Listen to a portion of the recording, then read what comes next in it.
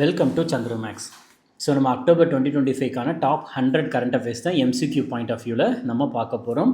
So இது வந்து SSC exam, அதுக்கப்புறம் railway exam and defence exam, TNPSC exam அனைத்துக்குமே வந்து பார்த்துட்டிங்கன்னா ரொம்ப யூஸ்ஃபுல்லாக இருக்கும். ஓகே, சரி.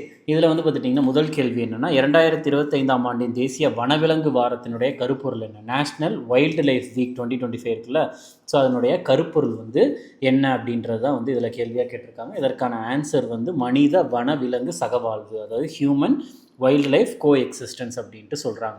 சரி, இப்போ இந்த தேசிய வனவிலங்கு வாரம் அப்படின்றது வந்து எப்பொழுது கொண்டாடப்படுகிறது? தேசிய வனவிலங்கு வாரம் எப்பொழுது கொண்டாடப்படுகிறதுனா அக்டோபர் 2 அக்டோபர் 8 வரைக்கும் வந்து நம்ம செலிப்ரேட் பண்ணிக்கிட்டு இருக்கோம், ரைட்டா?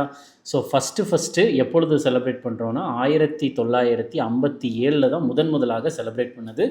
இது எந்த அமைச்சகம் வந்து இதை வந்து ஆர்கனைஸ் பண்ணுறாங்க, ஏற்பாடு செய்கிறாங்கன்னா ministry of environment, forest and climate change அப்படின்ற அமைச்சகம் தான் வந்து பார்த்துட்டிங்கன்னா இதை வந்து ஏற்பாடு செய்கிறாங்க. மற்றும் இன்னொரு போர்டு இருக்காதான், national board for wildlife அப்படின்ற ஒரு போர்டு. இவங்க தான் சேர்ந்து இதை வந்து ஏற்பாடு செய்கிறாங்க. ஸோ அது போக வந்து பார்த்துட்டிங்கன்னா இந்த ஒரு வனவிலங்கு வாரத்தை கொண்டாடும் விதமாக ஹரியானா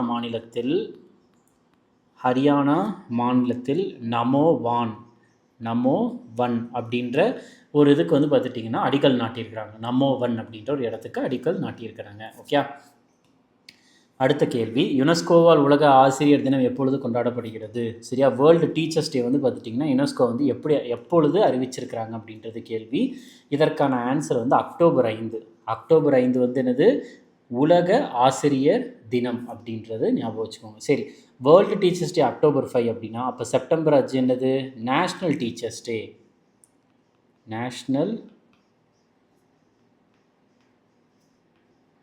டே. Okay, so national teachers day வந்து எப்பொழுது அப்படின்னா அது செப்டம்பர் 5. யாருடைய பிறந்தநாள் அப்போ நம்ம வந்து கொண்டாடுறோம் அப்படின்னா டாக்டர் எஸ் ராதாகிருஷ்ணன் அவர்களினுடைய பிறந்தநாள் அப்பொழுது கொண்டாடப்படுகிறது.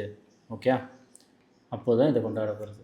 அதுக்கு அடுத்து வந்து யுனெஸ்கோ வந்து எப்பொழுது இதை அறிவித்தாங்க, அதாவது வேர்ல்டு டீச்சர்ஸ் டே அப்படின்ற ஒன்று வந்து நம்ம வந்து கொண்டாடணும் அப்படின்றத எப்பொழுது அறிவித்தாங்கன்னா 1994 வந்து அறிவித்தாங்க. எப்பொழுதுனா 1994 அறிவித்தாங்க. ஓகே, சரி. அதுக்கு அடுத்தது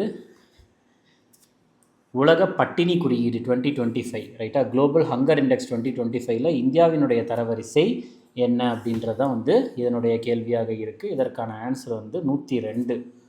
ஆன்சர் வந்து என்ன அப்படின்னு பார்த்துட்டிங்கன்னா 102 வந்து இருக்கிறது.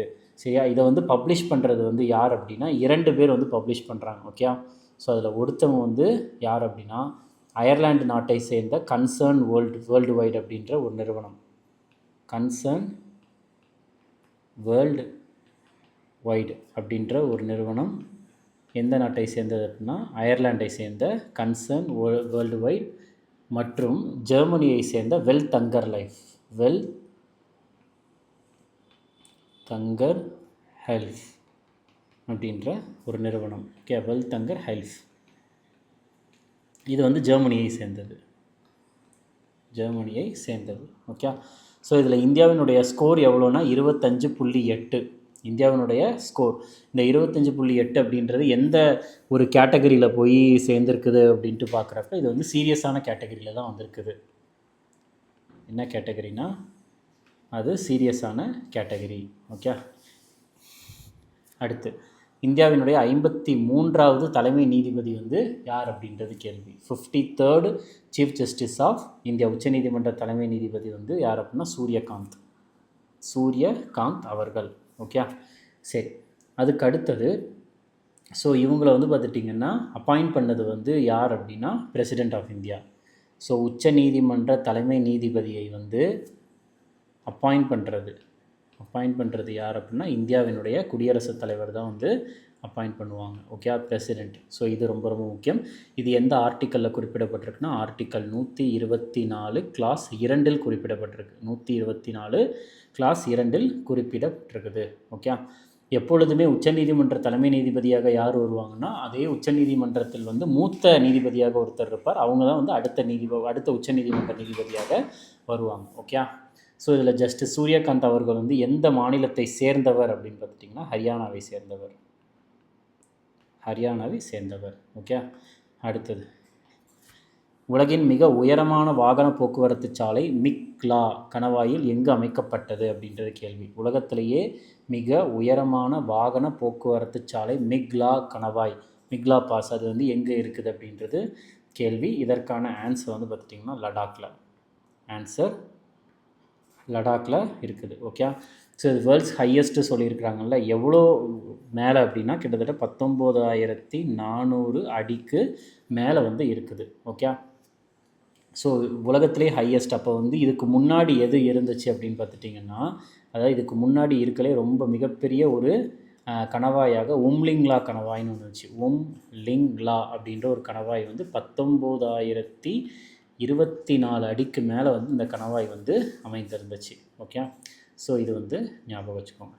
அடுத்த கேள்வி, 2025ஆம் ஆண்டிற்கான சர்வதேச பெண் குழந்தைகள் தினத்தின் கருப்பொருள் என்ன? International day of the girl child 2025, அதனுடைய கருப்பொருள் என்ன அப்படின்றத கேட்டிருக்காங்க. த girl I am, the change I lead, girls on the front lines of crisis அப்படின்ற ஒன்று. ரைட்டா? ஸோ அதாவது வந்து பார்த்துட்டிங்கன்னா, நான் ஒரு பெண், நான் முன்னெடுக்கும் மாற்றம், நெருக்கடியின் முன்னணியில் பெண்கள் அப்படின்ற ஒரு கருப்பொருளை வந்து வச்சுருக்கிறாங்க. ஓகே, ஸோ அதுக்கு அடுத்தது இந்த international day of girl child அப்படின்றது எப்பொழுது வந்து கொண்டாடப்படுகிறதுனா அக்டோபர் 11 வந்து கொண்டாடப்படுகிறது. ஓகே, ஸோ இதை வந்து அறிவித்தது வந்து யார் அப்படின்னா ஐக்கிய நாடுகள், யுனைடெட் நேஷனுடைய பொதுச்சபை, ஜென்ரல் அசம்பிளி தான். எப்பொழுது அறிவித்தார்கள் அப்படின்னா வந்து 2011. ஆனால் முதலாக கொண்டாடப்பட்டது எப்பொழுதுனா 2012. சரியா? 2012 அப்படின்றத ஞாபகம் வச்சுக்கோங்க. ஓகே, ஸோ இது international day of girl child. இதுவே வந்து நேஷ்னல், தேசிய அளவில் வந்து இந்தியாவில் வந்து எப்பொழுது வந்து சைல்டு டே, நேஷ்னல் கேர்ள் சைல்டு டே வந்து செலிப்ரேட் பண்ணுறோம் அப்படின்னா ஜனவரி 24. ஓகே, அடுத்தது இது வந்து இந்திரா காந்தி அவர்கள் வந்து பிரதம மந்திரியாக ஆனதை வந்து ஒரு குறிப்பிடும் விதமாக வந்து இது சொல்லப்பட்டது. ஓகே, கொண்டாடப்படுகிறது. அடுத்தது உலக மாணவர்கள் தினம் எந்த சிறந்த இந்திய ஆளுமையின் பிறந்தநாளை நினைவு கூறும் வகையில் கொண்டாடப்படுகிறது? வேர்ல்டு ஸ்டூடெண்ட்ஸ் டே இருக்குல்ல, ஸோ அது வந்து யாருனுடைய பிறந்தநாள் அப்போ செலிப்ரேட் பண்ணுறாங்க அப்படின்றது கேள்வி. இதற்கான answer doctor APJ Abdul Kalam அவர்களினுடைய பிறந்த நாள்.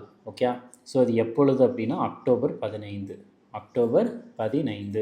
ஸோ ஏபிஜே அப்துல் கலாம் அவர்களை தான் வந்து என்னென்னு சொல்லுவாங்க, மிசைல் மேன் ஆஃப் இந்தியா அப்படின்ட்டு சொல்லுவாங்க. ரைட்டா? ஏவுகணை மனிதன் அப்படின்னு சொல்லுவாங்க, மக்களின் குடியரசுத் தலைவர் அப்படின்னு சொல்லுவாங்க, பீப்புள்ஸ் பிரசிடென்ட் அப்படின்ட்டு சொல்லுவாங்க. டாக்டர் ஏபிஜே அப்துல் கலாம் அவர்கள் வந்து 11வது பிரசிடெண்ட்டாக இந்தியாவில் வந்து இருந்தார். 2002 2007 வரைக்கும் இவர் தான் இருந்தார்.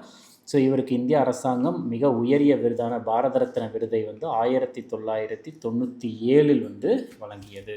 ஓகே, சரி, நெக்ஸ்ட்டு பாருங்கள். அதுக்கு அடுத்தது ஓகே, நெக்ஸ்ட்டு வேறு இம்பார்ட்டண்ட்டானது வந்து ஓகே, இது பாரத ரத்னா அவார்டு கூட மேக்ஸிமம் கேட்க மாட்டாங்க, பட் ஆனால் பிரசிடெண்ட் அப்படின்றத ஞாபகம் வச்சுக்கோங்க. ரைட்டா? பிரசிடெண்ட். நெக்ஸ்ட்டு அடுத்தது பாருங்கள். இந்திய காவல் பணியில் இணைந்த பின்வரும் எந்த இந்திய மாநிலத்தை சேர்ந்த முதல் பெண் என்ற சாதனையை வந்து டென்சிங் யாங்கி வந்து சமீபத்தில் படைத்துள்ளார். அதாவது டென்சிங் யாங்கி வந்து இப்போ ரீசண்டாக ஒரு மாநிலத்தினுடைய முதல் ஐபிஎஸ் ஆஃபீஸராக வந்து ஜாயின் பண்ணி வரலாறு படைச்சிருக்கிறாங்க. அது எந்த மாநிலம் அப்படின்றது தான் வந்து கேள்வி. இதற்கான ஆன்சர் வந்து அருணாச்சல பிரதேசம். இவங்க வந்து எந்த மாநிலத்தை சேர்ந்தவங்கன்னா அருணாச்சல பிரதேசத்தை சார்ந்து இவங்க வந்து 2022 சர்வதேச குடிமைப்பணி, அதாவது தேசிய குடிமைப்பணி தேர்வில் வந்து 545வது இடம் பெற்று இந்தியன் போலீஸ் சர்வீஸ் வந்து இவங்க வாங்கியிருக்கிறாங்க. ஓகே, சரி, அதுக்கு அடுத்தது வந்து வேறு முக்கியமானது வந்து ஓகே, இது போதுமானது தான். ஐபிஎஸ் ஆஃபீஸர்ஸ் ஆகிறவங்களுக்கு வந்து எங்கே ட்ரைனிங் கொடுப்பாங்கன்னா எஸ்விபி என்பிஏ அப்படின்ற ஒரு இடம் ஹைதராபாத்தில் இருக்குது. Sardar Vallabhbhai Patel national police academy அப்படின்ற ஒரு இடம் வந்து ஹைதராபாத்தில் இருக்குது. அங்கே தான் வந்து பார்த்துட்டிங்கன்னா ட்ரைனிங் கொடுப்பாங்க. ஓகே, சரி, நெக்ஸ்ட்டு இதில் என்ன கேட்டிருக்காங்க அப்படின்னா அயர்லாந்தினுடைய புதிய ஜனாதிபதியாக யார் தேர்ந்தெடுக்கப்பட்டுள்ளார் அப்படின்றது கேள்வி. அயர்லாந்தினுடைய புதிய பிரசிடெண்ட் வந்து யார் அப்படின்றது கேட்டிருக்காங்க. இதற்கான ஆன்சர் வந்து Catherine Connolly. Answer Catherine Connolly அவர்கள். ஓகே. ஸோ இவங்க தான் வந்து அயர்லாண்டினுடைய 10வது பிரசிடெண்ட்டாக இருக்கிறாங்க. மைக்கேல் ஹிக்கின்ஸுக்கு அப்புறம் இவங்க தான் வந்து வந்திருக்கிறாங்க. ஓகே. நெக்ஸ்ட்டு, திருநங்கைகளின் உரிமைகளுக்காக உச்சநீதிமன்றம் நியமித்த குழுவின் உறுப்பினராக யார் நியமிக்கப்பட்டுள்ளார் அப்படின்றது கேள்வி. ஓகே. ஸோ இப்போ ரீசெண்டாக வந்து சுப்ரீம் கோர்ட் வந்து ஒரு கமிட்டி ஃபார்ம் பண்ணாங்க டிரான்ஸ்ஜெண்டர் ரைட்ஸுக்காக. ஸோ அதனுடைய உறுப்பினராக வந்து யாரை வந்து சூஸ் பண்ணியிருக்காங்க அப்படின்றது கேள்வி. இதற்கான ஆன்சர் அக்கை பத்மசாலி. அக்கை பத்மசாலி அவர்களை தான். ஓகே. நெக்ஸ்ட்டு, ஸோ இந்தியாவினுடைய முதல் திருநங்கை ஜட்ஜு வந்து யார் அப்படின்ற மாதிரி கேட்பாங்க. இந்தியாஸ் ஃபஸ்ட்டு டிரான்ஸ்ஜெண்டர் ஜட்ஜ் யார் அப்படின்னு கேட்டால் இதற்கான ஆன்சர் வந்து ஜோயிதா மொண்டல். ஓகே. ஸோ இவங்க வந்து எதற்கு நீதிபதி ஆனாங்க அப்படின்னா லோக் அதாலத் மேற்கு வங்கத்தை சார்ந்தது, வெஸ்ட் பெங்கால். ஓகே. அடுத்தது, ஜப்பானின் முதல் பெண் பிரதமராக தேர்ந்தெடுக்கப்பட்டுள்ளவர் யார்? Japan's first female prime minister வந்து யார் அப்படின்றது கேள்வி. இதற்கான ஆன்சர் சனை டக்கைச்சி அவர்கள் தான். ஓகே. இவங்க வந்து லிபரல் டெமோக்ராட்டிக் பார்ட்டி அப்படின்ற ஒரு கட்சியை வந்து சேர்ந்தவங்க. Okay.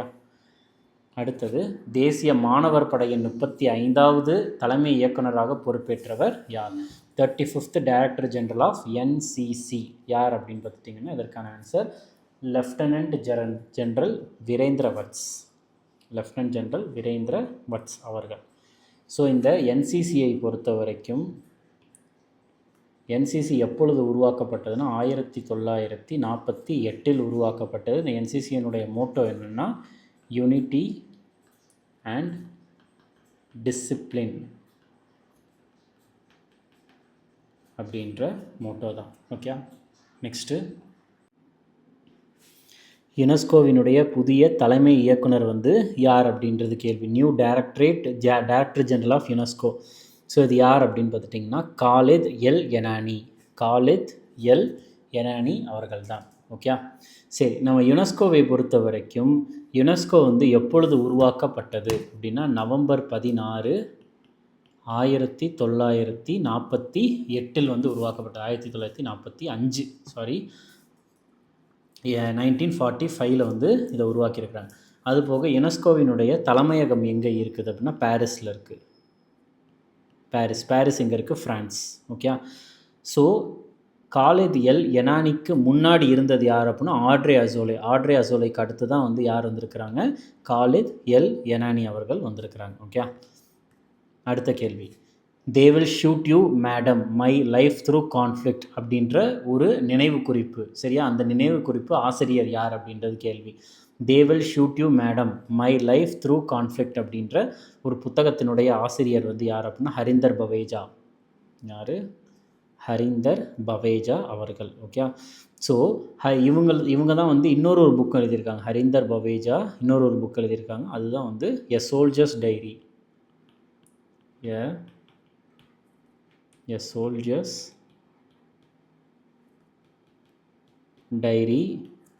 Kargil the inside story அப்படின்ற ஒரு புத்தகம்.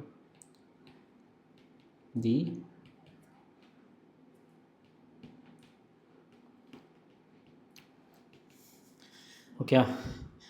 என்னது? A soldier's diary Kargil the inside story அப்படின்ற ஒரு புத்தகத்தை எழுதியிருக்கிறாங்க. ரைட்டா? அது போக வந்து இவங்களுக்கு ஒரு விருது ஒன்று கொடுக்கப்பட்டிருந்துச்சு, ராம்நாத் கோயங்கா அவார்டு அப்படின்ற ஒரு விருது. ராம்நாத்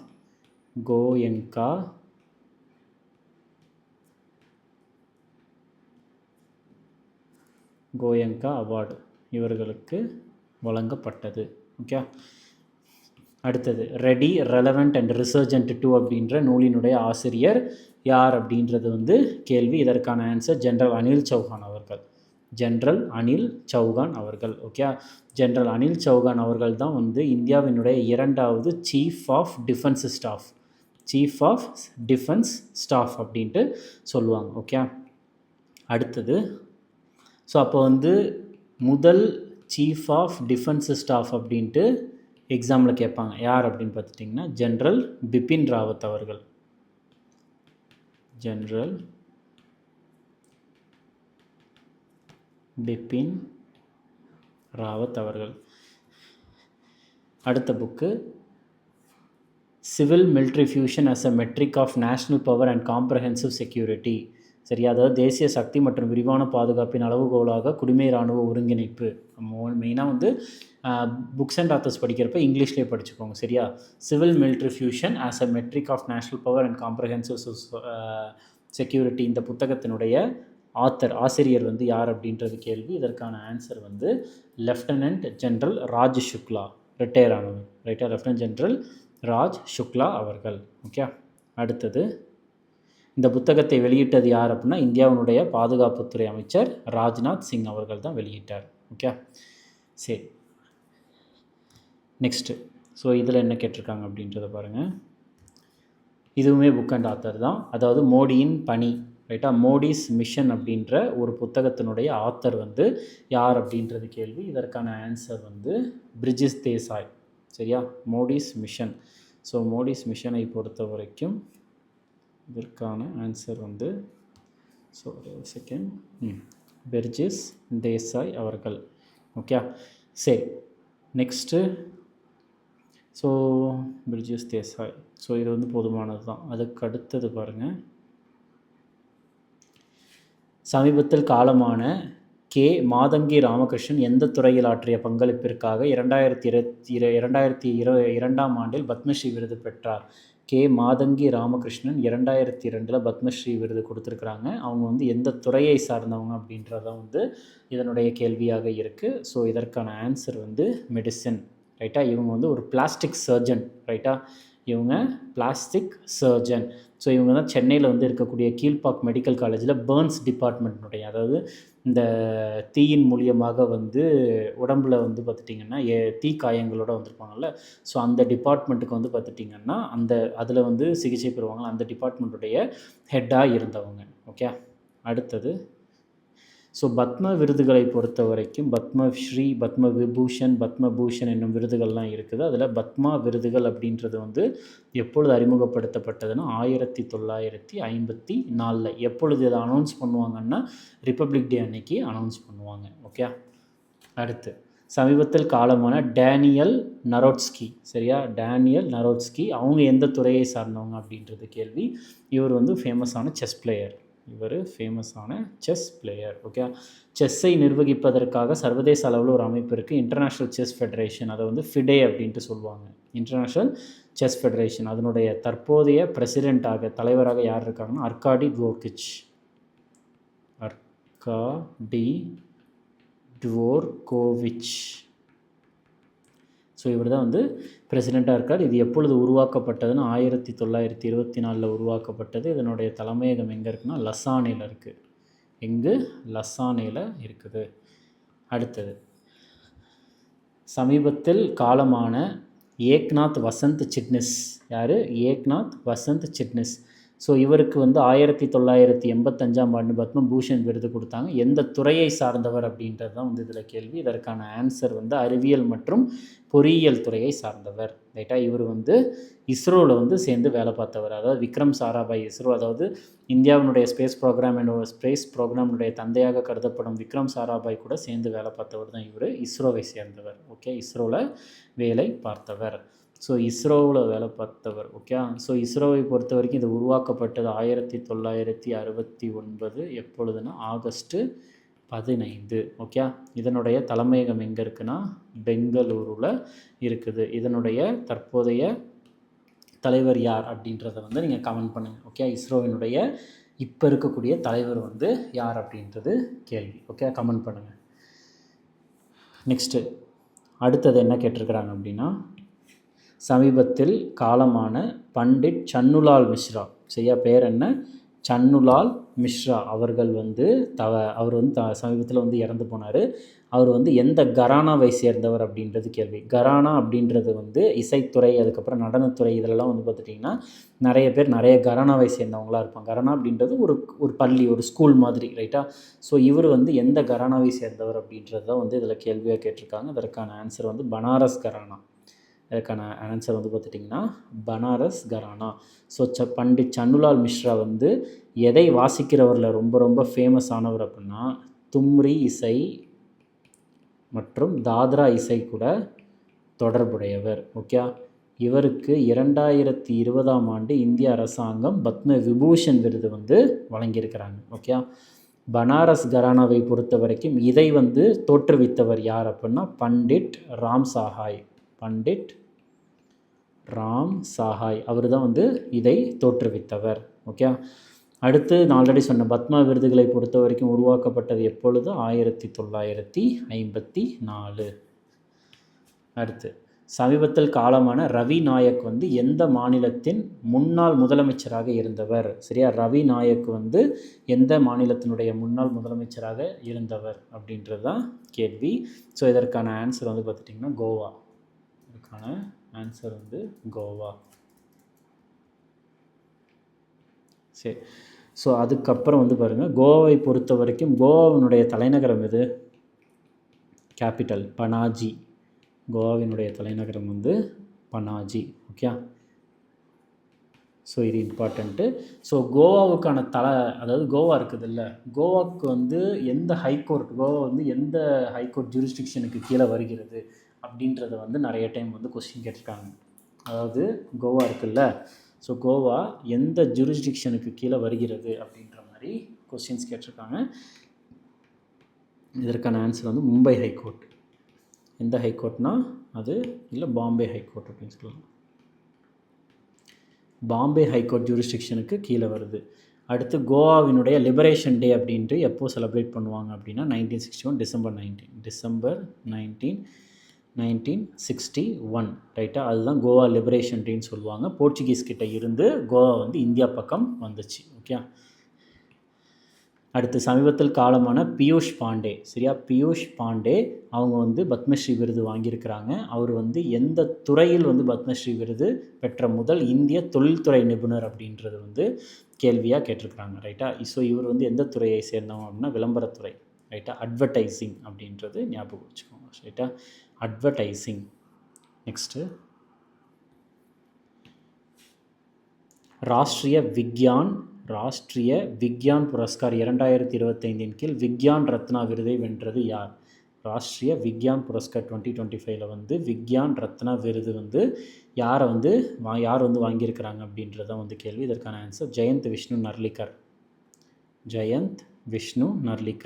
ஸோ இது வந்து சயின்ஸில் கொடுக்கப்படுற மிக மிக உயரிய விருது இந்தியாவில். ஓகே, சரி. நெக்ஸ்ட்டு இந்த அதாவது இந்த ராஷ்ட்ரிய விக்யான் புரஸ்கார் அப்படின்றது எப்பொழுது ஆரம்பிக்கப்பட்டது அப்படின்னா இந்த விருது வழங்கும் விழா வந்து 2023 வந்து ஆரம்பிக்கப்பட்டது. சரியா, நெக்ஸ்ட்டு பாருங்கள், 70வது ஃபிலிம்ஃபேர் விருதுகள் 2025 வாழ்நாள் சாதனையாளர் விருதை வந்து வாங்கியது யார் அப்படின்றது கேள்வி.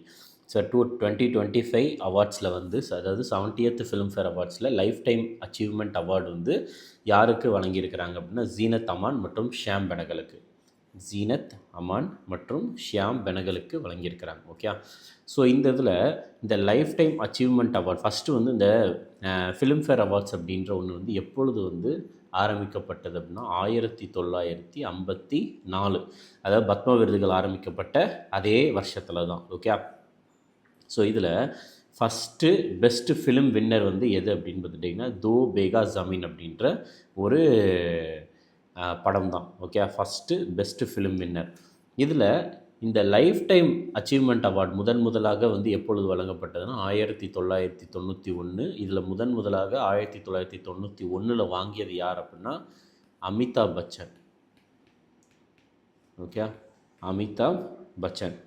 ஸோ அது போக வந்து முதலாக ஃபிலிம்ஃபேரில் பெஸ்ட்டு ஆக்டர் அவார்டு வாங்கியது. சரியா, இந்த ஃபிலிம்ஃபேர் விருதுகளில் ஃபஸ்ட்டு முதலாக சிறந்த நடிகர் விருது வாங்கியது வந்து யார் அப்படின்னா திலீப் குமார்.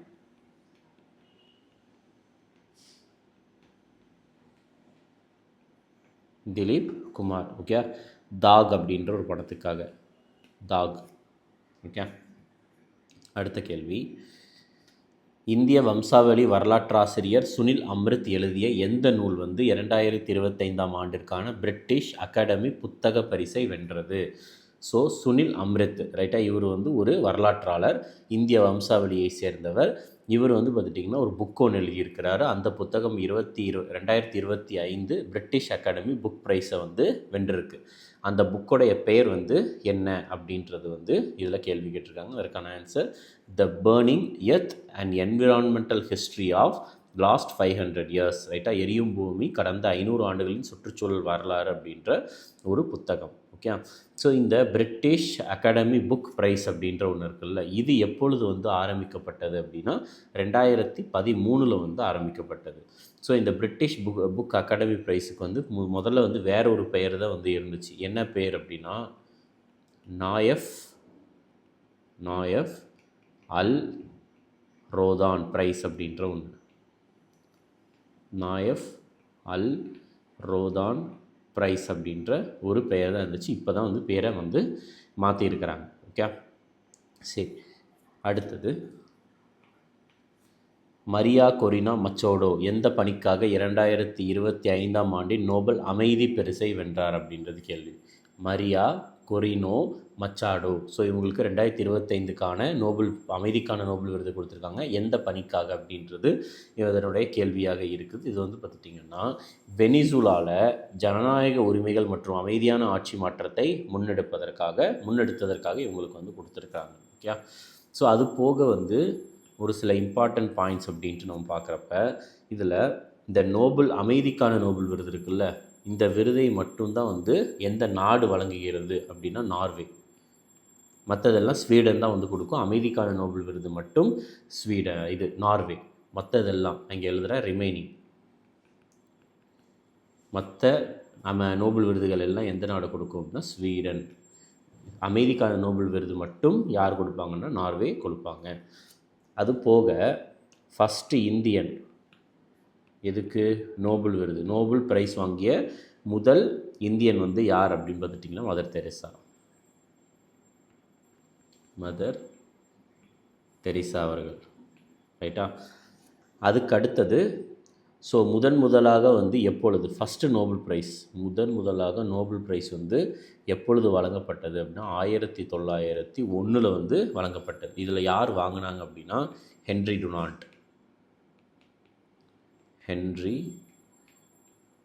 டுனாண்ட் மற்றும் ஃப்ரெட்ரிக் பேசி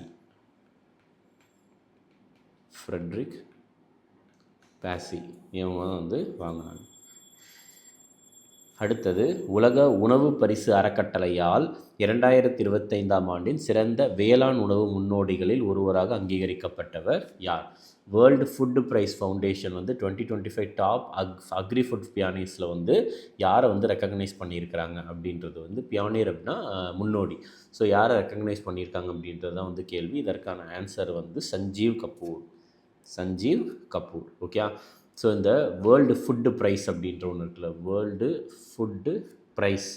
ஸோ இது வந்து எப்பொழுது வந்து ஆரம்பிக்கப்பட்டதுன்னா 1986 வந்து ஆரம்பிக்கப்பட்டது. யாரால் ஆரம்பிக்கப்பட்டது அப்படின்னா நார்மன் போர்லாக்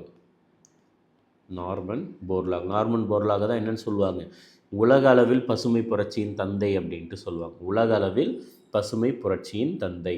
ஸோ இந்த வேர்ல்டு ஃபுட் ப்ரைஸை முதலாக வந்து வாங்கியது வந்து யார் அப்படின்னு பார்த்துட்டிங்கன்னா MS சுவாமிநாதன். இந்தியாவில் பசுமை புரட்சியின் தந்தை அப்படின்ட்டு அழைக்கப்படுபவர் MS Swaminathan. Okay, so Norman Borlaug ஆரம்பித்தார், MS சுவாமிநாதன் முதலாக அதை வந்து வாங்கினார். ஓகே, ஸோ இதை வந்து எப்பொழுது வாங்கினார் அப்படின்னா 1987 வந்து வாங்கினார். ஓகே, ஸோ நம்மளுக்கு இதே மாதிரி இந்த வேர்ல்டு ஃபுட் ப்ரைஸ் ஃபவுண்டேஷன் இருக்குல்ல, இந்த ஃபவுண்டேஷனை பொறுத்த வரைக்கும் இதனுடைய தலைமையகம் எங்கே இருக்குது, ஹெட் குவார்ட்டர்ஸ் எங்கே இருக்குன்னா USA அமெரிக்காவில் இருக்குது. ரைட்டா, அடுத்த கேள்வி. ஸோ இதில் என்ன கேட்டிருக்காங்க அப்படின்றத பாருங்கள். கம்பள நகரம் அப்படின்ட்டு சொல்கிறாங்க, அதாவது கார்பெட் சிட்டி. கம்பள நகரம் என்று அழைக்கப்படும் இந்தியாவின் எந்த நகரம் உலகின் மிகப்பெரிய கையால் நெய்யப்பட்ட கம்பளத்திற்காக கின்னஸ் உலக சாதனை படைத்துள்ளது? ஸோ அதாவது ஒரு இந்திய நகரம் இருக்குது, அந்த நகரத்தை கார்பெட் சிட்டி அப்படின்ட்டு அழைக்கிறாங்க. அந்த நகரம் இப்போ ரீசெண்டாக கின்னஸ் வேர்ல்டு ரெக்கார்ட் படைச்சிருக்காங்க. எதுக்காகனா உலகத்திலே மிகப்பெரிய கையால் நெய்யப்பட்ட ஹேண்ட் டஃப்டு கார்பெட்டை வந்து உருவாக்கியதற்காக. ஸோ அதற்கான ஆன்சர் வந்து பார்த்துட்டிங்கன்னா பதோஹி. ரைட்டா? பதோஹி அப்படின்ட்டு சொல்லுவாங்க. பதோஹியை வந்து கார்பெட் சிட்டி அப்படின்னு தான் அழைப்பாங்க. பதோஹியை வந்து எங்கே அழைப்பாங்க? Carpet city. பதோஹி எங்கே இருக்குதுன்னா உத்தரப்பிரதேசத்தில் இருக்குது. ரைட்டா? ஸோ அது போக வந்து பார்த்துட்டிங்கன்னா பானிபட்டில் வந்து ஹரியானா அப்படின்ற ஒரு இடம் இருக்குது. பானிபட்டில், அதாவது இல்லைன்னா பானிபட்டுன்றது இருக்குது. பானிபட் எங்கே இருக்குதுன்னா ஹரியானாவில் இருக்குது. பானிபட் எங்கே இருக்குது? ஹரியானாவில் இருக்குது. இதில் பானிபட்டை வந்து எப்படி அழைப்பாங்கன்னா சிட்டி ஆஃப் வீவர்ஸ் அப்படின்ட்டு அழைப்பாங்க. சிட்டி ஆஃப் வீவர்ஸ் அப்படின்ட்டு அழைப்பாங்க. அப்படி இல்லைன்னா ஹேண்ட்லூம் ஹப் ஆஃப் இந்தியா அப்படின்ட்டு அழைப்பாங்க. ஹேண்ட்லூம், அதாவது நெசவாளர்களின் நகரம் அப்படின்ட்டு அழைப்பாங்க. ஹேண்ட்லூம் ஹப் ஆஃப் இந்தியா அப்படின்ட்டு அழைக்கிறதும் உண்டு. ஓகே, நெக்ஸ்ட்டு வேறு பஷ்னீமா கார்பெட்ஸ்னு ஒன்று இருக்குது. ரைட்டா? பஷ்னீமா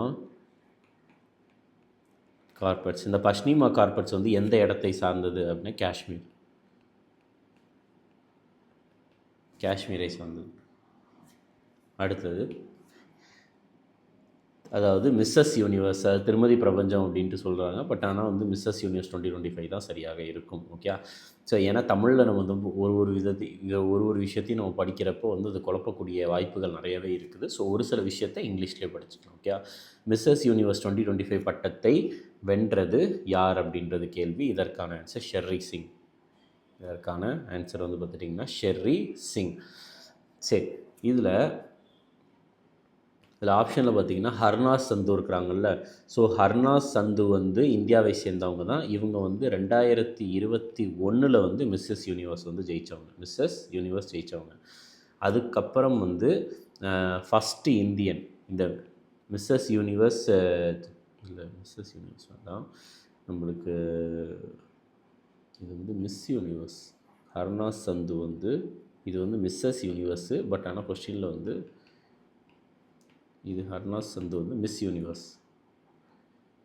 யூனிவர்ஸ் பட்டத்தை வந்து 2021 வந்து இவங்க ஜெயித்தாங்க. ஓகே, ஸோ அது போக இந்த மிஸ் யூனிவர்ஸ் அப்படின்ற ஒரு பட்டத்தை ஜெயித்த முதல் இந்தியன் வந்து யார் அப்படின்னு பார்த்துட்டிங்கன்னா சுஷ்மிதா சென். எப்பொழுது ஜெயித்தாங்கன்னா 1994. ஓகே, அதே மாதிரி ஃபஸ்ட்டு இந்தியன் எதுக்கு அப்படின்னு பார்த்துட்டிங்கன்னா மிஸ் வேர்ல்டு உலக அழகி. ஸோ மிஸ் வேர்ல்டு ஜெயித்த முதல் இந்தியன் வந்து யார் அப்படின்னா ரீதா ஃபெரியா.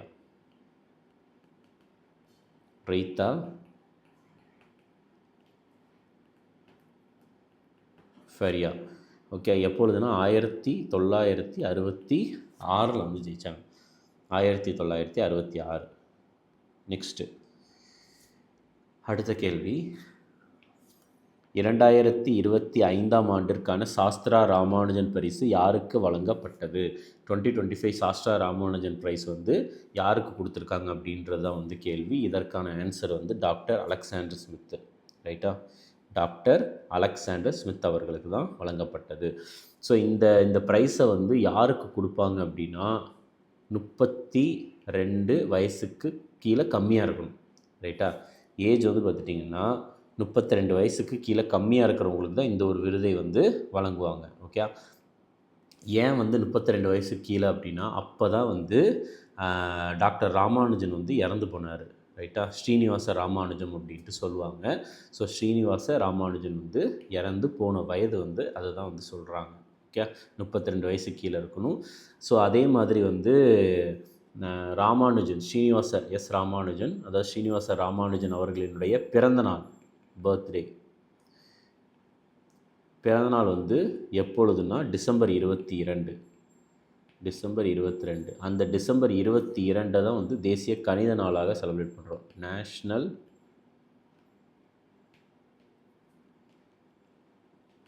மேத்தமேட்டிக்ஸ் டே அப்படின்ட்டு செலிப்ரேட் பண்ணுறோம். ஓகே, சரி. நெக்ஸ்ட்டு அதுக்கு அடுத்தது இந்த மஞ்சுள் பார்கவா அப்படின்றவங்க வந்து இவங்க எந்த மெடல் வாங்கினாங்கன்னா ஃபீல்ட்ஸ் மெடல் அப்படின்ற ஒன்று வாங்கினாங்க. ஃபீல்ட்ஸ் மெடல் அப்படின்ற ஒன்றை வாங்கிய ஃபஸ்ட்டு இந்தியன் ஆரிஜின், முதல் இந்திய வம்சாவளியை சேர்ந்த ஒருத்தவங்க வந்து இந்த ஃபீல்ட்ஸ் மெடல் வாங்கினாங்கன்னா அது மஞ்சுள் பார்கவா தான். ஓகே, இந்த ஃபீல்ட்ஸ் மெடல் அப்படின்றத வந்து எப்படி கருதுகிறாங்கன்னா ஃபீல்டு மெடலை, அதாவது கணித துறையில் வந்து நோபல் விருது அப்படின்ட்டு அழைக்கிறாங்க. நோபல் ப்ரைஸ் ஆஃப் மேக்ஸ், அதாவது மேத்தமேட்டிக்ஸ் இருக்குல்ல, இந்த கணிதத்துறையில் வந்து நோபல் விருதாக கருதப்படும் ஒரு விருது தான் வந்து எது அப்படின்னா இந்த ஃபீல்ட்ஸ் மெடல் அப்படின்ற ஒன்று. ஓகே, நெக்ஸ்ட்டு அடுத்தது இதில் என்ன கேட்டிருக்காங்கன்றத பார்க்கலாம். சமீபத்தில் டொனால்ட் ட்ரம்ப்புக்கு வழங்கப்பட்ட முகுங்குவா கிராண்ட் ஆர்டர் எந்த நாட்டின் மிக உயர்ந்த குடிமக்கள் விருதாகும் அப்படின்றது கேள்வி. கிராண்ட் ஆர்டர் ஆஃப் முகுங்குவா அப்படின்ற ஒரு விருது இருக்குது, அது வந்து டொனால்ட் ட்ரம்ப்புக்கு கொடுத்துருக்குறாங்க. அது வந்து எந்த நாட்டினுடைய மிக உயரிய விருது அப்படின்றது வந்து கேள்வி. இதற்கான ஆன்சர் வந்து பார்த்துட்டிங்கன்னா சவுத் கொரியா, தென் கொரியா. ஓகே, சரி. ஸோ அதுக்கு அடுத்தது வந்து நம்ம இந்தியாவை பொறுத்த வரைக்கும் இந்தியாவிலேயே மிக உயரிய விருது என்று கருதப்படுவது வந்து பாரத ரத்ன விருது தான். ஸோ இதை வந்து முதன் முதலாக வழங்கியது 1954 3 பேருக்கு வந்து வழங்கினாங்க. அதில் வந்து ஃபஸ்ட்டு சி ராஜகோபாலாச்சாரி,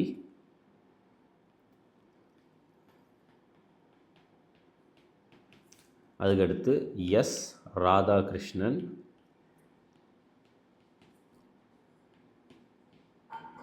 அடுத்து சி வி ராமன். ஓகே, அதாவது ஆர் ஆர் ஆர் ஆர் 3 பேருக்கு வந்து வழங்கியிருக்கிறாங்க. ஓகே, அதுக்கு அடுத்தது பாருங்கள். நெக்ஸ்ட்டு இப்போ ரீசெண்டாக அதே மாதிரி ரஷ்யாவில் கூட வந்து ஒரு விருது வந்து பிரைம் மினிஸ்டர் நரேந்திர மோடி அவர்களுக்கு கொடுத்தாங்க. Order of Saint Andrew the apostle அப்படின்ற ஒரு விருதை வந்து வழங்கியிருக்காங்க. ரஷ்யாவினுடைய மிக உயரிய விருதாக கருதப்படுகிறது இதுவும். ஓகே, நெக்ஸ்ட்டு ஸோ இதில் என்ன கேட்டிருக்காங்க அப்படின்றத பார்க்கலாம். இங்கிலாந்தை மையமாக கொண்டு செயல்படும் இந்திய வம்சாவளி கலைஞரான அருணிமா குமார் கௌரவ பிரிட்டிஷ் பேரரசு பதக்கத்தை பெற்ற முதல் நடன கலைஞர் ஆனார். ரைட்டா? ஸோ அவங்க வந்து எந்த நடனம் கூட தொடர்புடையவங்க அப்படின்றதான் வந்து கேள்வி. அருணிமா குமார் இந்திய வம்சாவளியை சேர்ந்த ஒரு கலை நிபுணர். அவங்க வந்து பார்த்துட்டிங்கன்னா யுனைடெட் கிங்டமில் இருக்கிறாங்க. சரியா? யுனைடெட் கிங்டமில் இருக்கிறாங்க. சரி, இதில் வந்து பார்த்துட்டிங்கன்னா அதாவது பிரிட்டிஷ் பேரரசு. ஸோ அவங்க வந்து ஹானரரி பிரிட்டிஷ் எம்பையர் மெடலை வந்து வாங்கின முதல் டான்ஸராக இருக்கிறாங்க. அவங்க வந்து எந்த ஒரு நடனம் கூட தொடர்புடையவங்க அப்படின்னா வந்து குச்சிப்புடி. குச்சிப்புடி. ஓகே, ஸோ குச்சிப்புடியை பொறுத்த வரைக்கும் அது வந்து ஆந்திர பிரதேசத்தில் ஆடக்கூடிய ஒரு நடனமாக இருக்கிறது. ஒரு கிளாசிக்கல் நடனம். ஓகே, ஸோ நம்மளுக்கு சங்கீத் நாட்டக் அகாடமி அப்படின்ற ஒரு அமைப்பு இருக்குது. சங்கீத் நாட்டக் அகாடமி வந்து இந்தியாவில் வந்து பார்த்துட்டிங்கன்னா 8 பாரம்பரிய நடனங்களை அங்கீகரிச்சிருக்காங்க. இதுவே மினிஸ்ட்ரி ஆஃப் கல்ச்சர் கலாச்சார அமைச்சகம் வந்து எத்தனை அங்கீகரிச்சிருக்காங்கன்னா 9. அப்போ அந்த ஒன்று வந்து எது அப்படின்னா சாவு அப்படின்ற ஒரு நடனம் எக்ஸ்ட்ரா அங்கீகரிச்சிருக்கிறாங்க. ஓகே, சரி. அதுக்கு அடுத்தது வந்து நம்மளுக்கு பரதநாட்டியம் மற்றும் குச்சிப்புடி இந்த ரெண்டுத்துலேயுமே ஃபேமஸான ஒரு நடன கலைஞர் இருக்கிறாங்க. அவங்க தான் வந்து யாமினி கிருஷ்ணமூர்த்தி.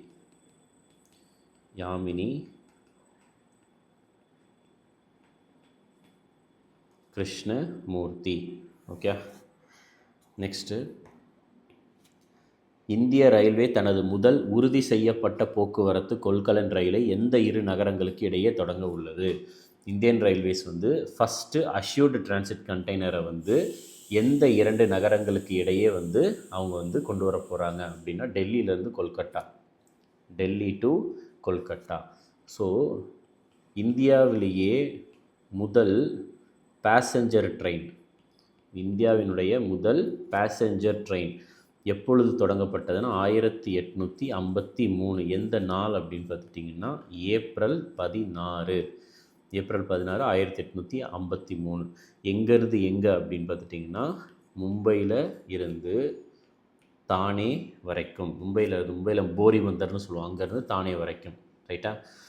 அதுக்கு அடுத்தது வந்து வேறு உலகத்திலேயே மிக நீளமான world's longest railway platform. So உலகத்திலேயே மிக நீளமான ரயில்வே பிளாட்ஃபார்ம் வந்து எங்கே அமைந்திருக்குது அப்படின்னா ஹப்பளி ஜங்ஷனில் அமைந்திருக்குது. ஹப்பளி ஜங்ஷனில் அமைந்திருக்குது. ஓகே, ஹப்பளி ஜங்ஷன் வந்து எங்கே இருக்குது அப்படின்னா கர்நாடகாவில் இருக்குது. ஓகே, கர்நாடகாவில் இருக்குது. அதேமாதிரி இந்தியன் ரயில்வே எத்தனை ஜோன்ஸாக டிவைட் ஆகிருக்குதுன்னா கிட்டத்தட்ட கொல்கட்டா மெட்ரோவையும் சேர்த்து 19 ஜோன்ஸாக ஆப்ரேஷனல் ஜோன்ஸாக வந்து டிவைட் ஆகிருக்குது. அடுத்து இந்தியா சர்வதேச அறிவியல் திருவிழா IIFS, ரைட்டா, 2025 கருப்பொருள் என்ன? இந்தியா இன்டர்நேஷ்னல் சயின்ஸ் ஃபெஸ்டிவல் 2025 கருப்பொருள் வந்து என்ன அப்படின்றது கேள்வி. இதுக்கான ஆன்சர் விக்யான் சே சம்ருதி, அதாவது சயின்ஸ் டு ப்ராஸ்பெரிட்டி, செழுமைக்கான அறிவியல் அப்படின்ற ஒரு கருப்பொருள். ஓகே, ஸோ நம்மளுக்கு நேஷ்னல் சயின்ஸ் டே, தேசிய அறிவியல் தினம் எப்பொழுது அப்படின்னா February 28. ஸோ எதுக்காக அப்படின்னா இந்த February 28 தான் சர் CV ராமன் அவர்கள் த ராமன் எஃபெக்ட் அப்படின்ற ஒன்று வந்து கண்டுபிடிச்சார். எதை கண்டுபிடிச்சாருன்னா ராமன் எஃபெக்ட் அப்படின்ற ஒன்று கண்டுபிடிச்சார். ஓகே, ஸோ இதில் அது போக இந்திய சர்வதேச அறிவியல் திருவிழா முதலாக வந்து எப்பொழுது நடந்துச்சுன்னா 2015 வந்து நடந்துச்சு. எங்கே நடந்துச்சுன்னா IIT டெல்லியில் வச்சு நடந்துச்சு. IIT டெல்லி. ஓகே, அது போக வந்து இன்னொரு அமைப்பு இருக்குது, அதாவது council of scientific and industrial research அப்படின்ற ஒரு கவுன்சில், CSIR. இது எப்பொழுது உருவாக்கப்பட்டதுன்னா 1942 வந்து உருவாக்கப்பட்டது. இந்த council for scientific and industrial ரிசர்ச்சினுடைய சேர்மனாக, அதாவது பிரசிடெண்ட், தலைவர், இந்த council of scientific and industrial ரிசர்ச்சினுடைய பிரசிடெண்ட்டாக எப்பொழுதுமே யார் இருப்பாங்கன்னா, அப்போ யார் பிரதம மந்திரியாக இருக்காங்களோ அவங்க தான் வந்து இருப்பாங்க. ஓகே, அடுத்தது பாருங்கள், சுன்னி அனல் மின் திட்டம் வந்து எந்த மாநிலத்தில் உருவாக்கப்பட்டு வருகிறது? இந்த சுன்னி டேம் ஹைட்ரோ எலக்ட்ரிக் ப்ராஜெக்ட் வந்து எந்த மாநிலத்தில் வந்து உருவாக்கப்பட்டு வருகிறது அப்படின்னு பார்த்துட்டிங்கன்னா அது ஹிமாச்சல பிரதேசம். ஆன்சர் ஹிமாச்சல பிரதேசம். ஸோ இந்த டேம் இருக்குல்ல, இந்த டேம் வந்து எந்த நதியின் மீது கட்டுறாங்கன்னா பாகீரதி நதி. பாகீரதி ரிவர், அந்த நதி மீது தான் வந்து கட்டுறாங்க. ஓகே, ஹிமாச்சல பிரதேசம் அப்படின்றது ஞாபகம் வச்சுக்கோங்க. இல்லை சாரி. ஸோ இதை பொறுத்த வரைக்கும் ஸோ இந்த டேம் வேறு. பட் ஆனால் வந்து இந்த உத்தரகாண்ட் இருக்குல்ல, உத்தரகாண்டில் வந்து ஒரு அணை ஒன்று இருக்குது. அந்த அணையின் பெயர் வந்து தெஹ்ரி அணை, தெஹ்ரி டேம். ஸோ இந்த தெஹ்ரி டேம் தான் வந்து பாகீரதி நதி. மாற்றி சொல்லிட்டேன், இதை மட்டும் கொஞ்சம் கரெக்ட் பண்ணிக்கோங்க. பாகீரதி நதி. ஓகே, ஸோ இந்த தெஹ்ரி அணை இருக்குல்ல, இதுதான் இந்தியாவிலேயே வந்து ஹையஸ்ட் டேம். இந்தியாவிலேயே ரொம்ப உயரமான அணை வந்து இதுதான். அதே மாதிரி இந்தியாவிலேயே நீளமான அணை, இந்தியாஸ் லாங்கஸ்ட் டேம் வந்து எது அப்படின்னா அது வந்து ஹீராக்குட் அணை. ஹீராக்குட் டேம், ரைட்டா. இந்த ஹீராக்குட் டேம் வந்து எங்கே இருக்குது அப்படின்னா ஒடிஷாவில் இருக்குது. ஒடிஷா. எந்த நதியின் மீது அமைந்திருக்குதுன்னா மகாநதி நதியின் மீது அமைந்திருக்குது. ஓகே, அதுக்கு அடுத்தது இந்த சுன்னி டேம் இருக்குல்ல, இது எந்த நதி அப்படின்ட்டு பார்க்குறப்ப இது வந்து சட்லஜ் நதி.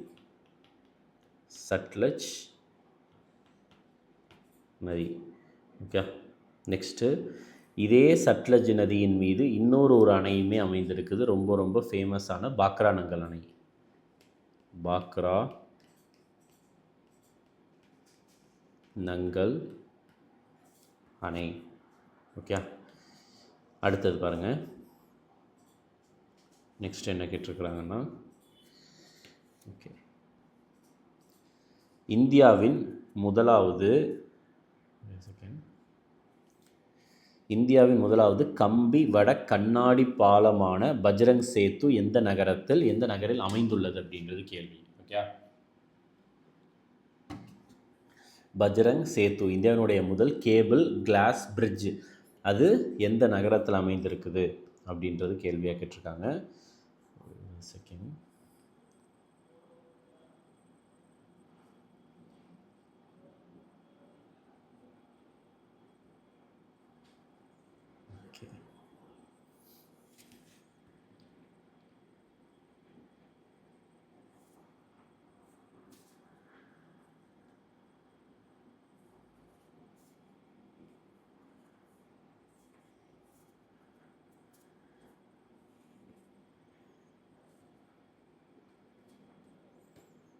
சரி, ஓகே.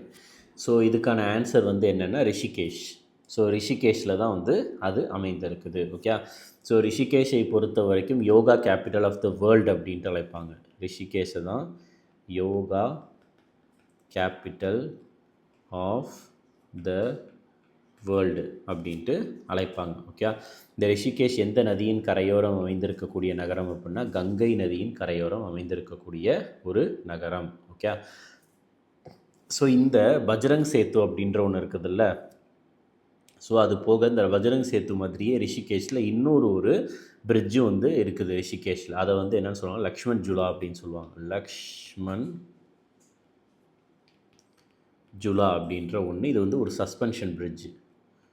இது ஒரு சஸ்பென்ஷன் பிரிட்ஜு. இது எப்பொழுது வந்து கட்டப்பட்டதுன்னா 1929 வந்து கட்டப்பட்டது. ஓகே.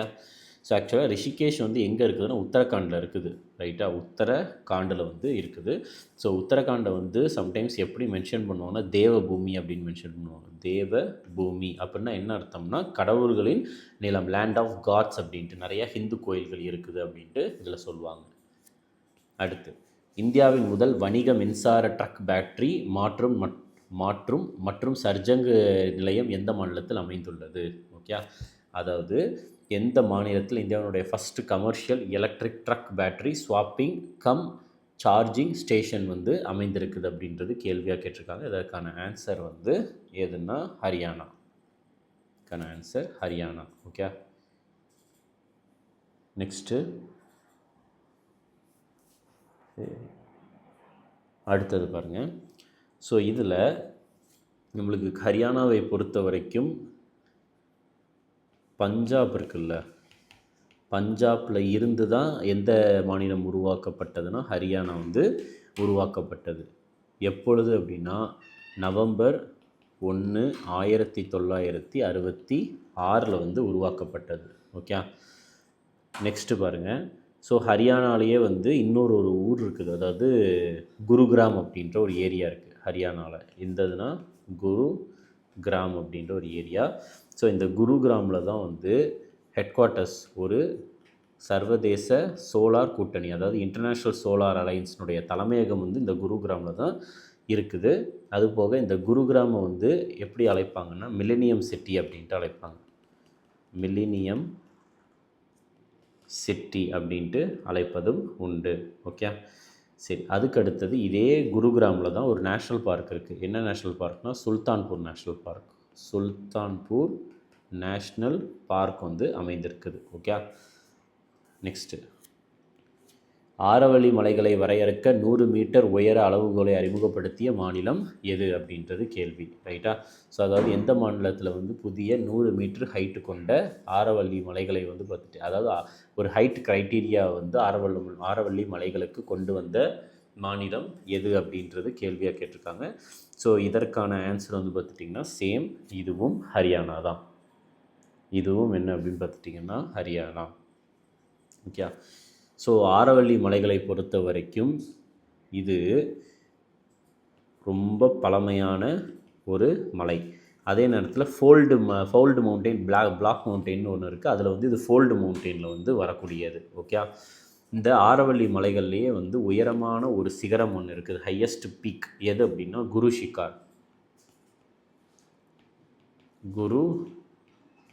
ஷிகார்.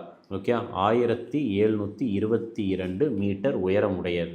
ஓகே, இந்த குரு ஷிகார் எங்கே அமைந்திருக்குது அப்படின்ட்டு கேட்டாங்கன்னா மவுண்ட் அபுவில் அமைந்திருக்குது. இந்த மவுண்ட் அபு எங்கே இருக்குது அப்படின்னா ராஜஸ்தானில் இருக்குது. ஓகே, அது போக இந்த ஆரவல்லி மலைகள் தான் வந்து இந்த தார் பாலைவனத்துக்கும் அதுக்கப்புறம் வந்து பார்த்துட்டிங்கன்னா ஒரு இந்த சைடில் இருக்கக்கூடிய மற்ற ஊர்களுக்கும் ஒரு இடையாக சரி ஒரு தடை மாதிரி இருக்கக்கூடியது வந்து இதுதான். ஸோ ஆரவல்லி மலைத்தொடர்கள் இருக்குல்ல, இப்போ இதுதான் வந்து ஆரவல்லி மலைத்தொடர்னா இந்த ஆரவல்லி மலைத்தொடருக்கு பின்னாடியே இருக்கிறது எது அப்படின்னா தார் பாலைவனம் தான். ரைட்டா? அடுத்த கேள்வி, உத்தரப்பிரதேசத்தில் புதிதாக அறிவிக்கப்பட்டுள்ள 76வது மாவட்டமான கல்யாண் சிங் நகர் பின்வரும் எந்த மாவட்டங்களில் இருந்து பிரிக்கப்பட்டுள்ளது? 76வது மாவட்டம் வந்து உத்தரப்பிரதேசத்தில் வந்து கொண்டு வந்திருக்காங்க. அதனுடைய பேர் கல்யாண் சிங் நகர். அது எந்த மாவட்டத்தில் இருந்து பிரிக்கப்பட்டிருக்குது அப்படின்றது தான் வந்து இதில் கேள்வி. இதுக்கான ஆன்சர் வந்து பார்த்துட்டிங்கன்னா அலிகர் மற்றும் புலான் சார் அப்படின்ற ஒரு மாவட்டம். அலிகர் மற்றும் புலான்ஷர் மாவட்டம். ஓகே, ஸோ உத்தரப்பிரதேசத்தில் தான் வந்து பார்த்துட்டிங்கன்னா இருக்கலையே அதிகமான மாவட்டங்கள் இந்தியாவில் வந்து அமைந்திருக்குது. சரியா? இந்தியாவிலேயே அதிகமான மாவட்டங்களையுடைய ஒரு மாநிலம் எதுனா அது இந்த உத்தரப்பிரதேசம் தான். அது போக உத்தரப்பிரதேசுக்கு தான் அதிகமான மக்களவை சீட்டும் இருக்குது. லோக்சபாவில் வந்து பார்த்துட்டிங்கன்னா கிட்டத்தட்ட 80 சீட்டு வந்து இருக்குது. ரைட்டா? லோக்சபாவில் மட்டுமே. ஓகே, அதுக்கு அடுத்தது வந்து வேறு இந்த அலிகர் வந்து எதுக்கு ஃபேமஸ்னால் அலிகரில் ரொம்ப ஃபேமஸான ஒரு லாக் இண்டஸ்ட்ரி வந்து இருக்குது. லாக் இண்டஸ்ட்ரி வந்து ரொம்ப ரொம்ப ஃபேமஸானது இருக்குது. அது போக அதே அலிகரில் தான் வந்து அலிகர் முஸ்லீம் யூனிவர்சிட்டியும் இருக்குது. அலிகர் முஸ்லீம் யூனிவர்சிட்டியும் இங்கே தான் இருக்குது. இந்த அலிகர் முஸ்லீம் யூனிவர்சிட்டி வந்து உருவாக்குனது வந்து யார் அப்படின்னா சையத் அகமது கான். சர் சையத் அகமத் கான் அவர்கள். ஓகே, அதுக்கு அடுத்தது வந்து பார்த்துட்டிங்கன்னா இந்த உத்தரப்பிரதேசத்தில் இன்னொரு விஷயம் ஃபேமஸ்ஸு என்ன அப்படின்னா ஒரு அணுமின் நிலையம் இருக்குது. Narora atomic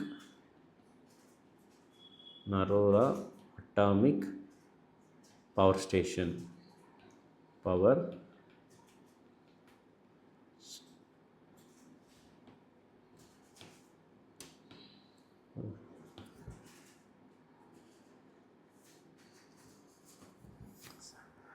Syed Ahmed Khan atomic power station. Okay,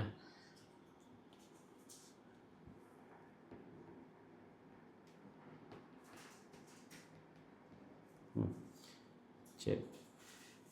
அடுத்தது வந்து ஸோ இதெல்லாம் வந்து இதில் ஃபேமஸானது. அதுக்கு அடுத்தது பாருங்கள். ஸோ இதில் என்ன சொல்லியிருக்கிறாங்க அப்படின்னா இந்தியாவின் முதலாவது பிரத்யேக விலங்கு பிறப்பு கட்டுப்பாடு, அதாவது ABC animal birth control training centre வந்து இந்தியாவிலே முதலாக வந்து எங்கு கொண்டு வந்திருக்கிறாங்க அப்படின்றது தான் இதனுடைய கேள்வியாக இருக்குது. ஸோ இதற்கான ஆன்சர் வந்து லக்னோ. இதற்கான ஆன்சர் வந்து பார்த்துட்டிங்கன்னா லக்னோ. இதே லக்னோவில் தான் வேறு என்ன இருக்குது அப்படின்னா சென்ட்ரல் ட்ரக் ரிசர்ச் இன்ஸ்டிடியூட் இருக்குது. சென்ட்ரல் ட்ரக் ரிசர்ச் இன்ஸ்டிடியூட் அமைந்திருக்குது. ஓகே, லக்னோவை பொறுத்த வரைக்கும் லக்னோ வந்து எந்த நதியின் கரையோரம் அமைந்திருக்குன்னா கோம்தி நதி வந்து கங்கை நதியினுடைய ஒரு கிளை நதி. ஓகே, சரி.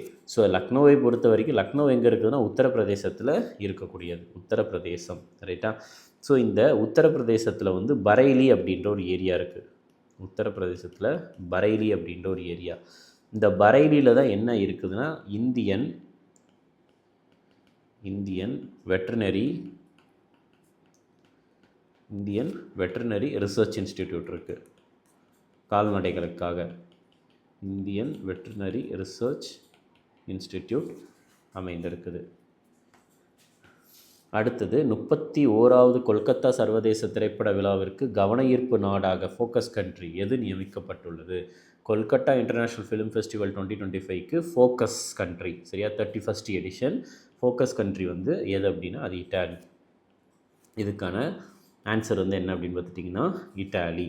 ஓகே, நம்மளுக்கு இந்தியாவில் வந்து சினிமா துறையில் வழங்கக்கூடிய மிக உயரிய விருது வந்து தாதா சாஹேப் ஃபால்கே விருது. இந்தியாவில் சினிமா துறையில் வழங்கக்கூடிய உயரிய விருது வந்து தாதா சாஹேப் ஃபால்கே அவார்டு. ஸோ இந்த விருதை வந்து முதலாக ஃபஸ்ட்டு, அதாவது 1969 வந்து வாங்கியது யார் அப்படின்னா தேவிகா ராணி. தேவிகா ராணி. ஓகே. அதுக்கு அடுத்தது வந்து வேறு ஒரு ஃபஸ்ட்டு இந்தியன் ஃபிலிம், ஒரு இந்திய படம்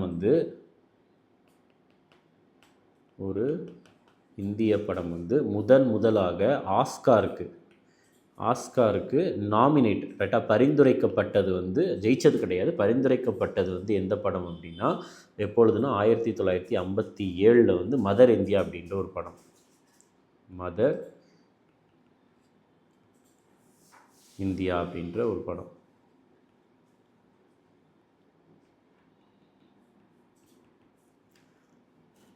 ஓகே. அதுக்கு அடுத்தது ஓகே, இது போதுமானது தான். சரி, நெக்ஸ்ட்டு வரவிருக்கும் மக்கள் தொகை கணக்கெடுப்பில் சமீபத்தில் தனி குறியீட்டை பெற்ற பத்தவ் மதம் எந்த சமூகத்தின் பாரம்பரிய நம்பிக்கையாகும் அப்படின்றது கேள்வி. பத்தவ் ரிலீஜியன் வந்து ஸோ எந்த கம்யூனிட்டியினுடைய ஒரு ட்ரெடிஷ்னல் ஃபெய்த்தாக வந்து இருக்குது அப்படின்றது கேள்வியாக இருக்குது. ஸோ இதற்கான ஆன்சர் வந்து போடோ பழங்குடியின மக்கள். போடோ பழங்குடியின மக்கள். ஓகே. நெக்ஸ்ட்டு இந்த போடோ பழங்குடியின மக்கள் வந்து மெயினாக வந்து எந்த ஏரியாவில் வந்து இருக்கிறாங்க அப்படின்னா அஸ்ஸாமில் வந்து இருக்கிறாங்க. இவங்க எந்த மொழியை பேசுவாங்கன்னா டிபெட்டோ பர்மன் மொழியை பேசுவாங்க. டிபெட்டோ பர்மன் மொழியை வந்து பேசுகிறாங்க. ஓகே. ஸோ இந்த போடோ பழங்குடியின மக்கள் ஒரு குறிப்பிட்ட ஒரு டான்ஸ் வந்து ஆடுவாங்க. என்ன டான்ஸ்னால் பாகுரும்பா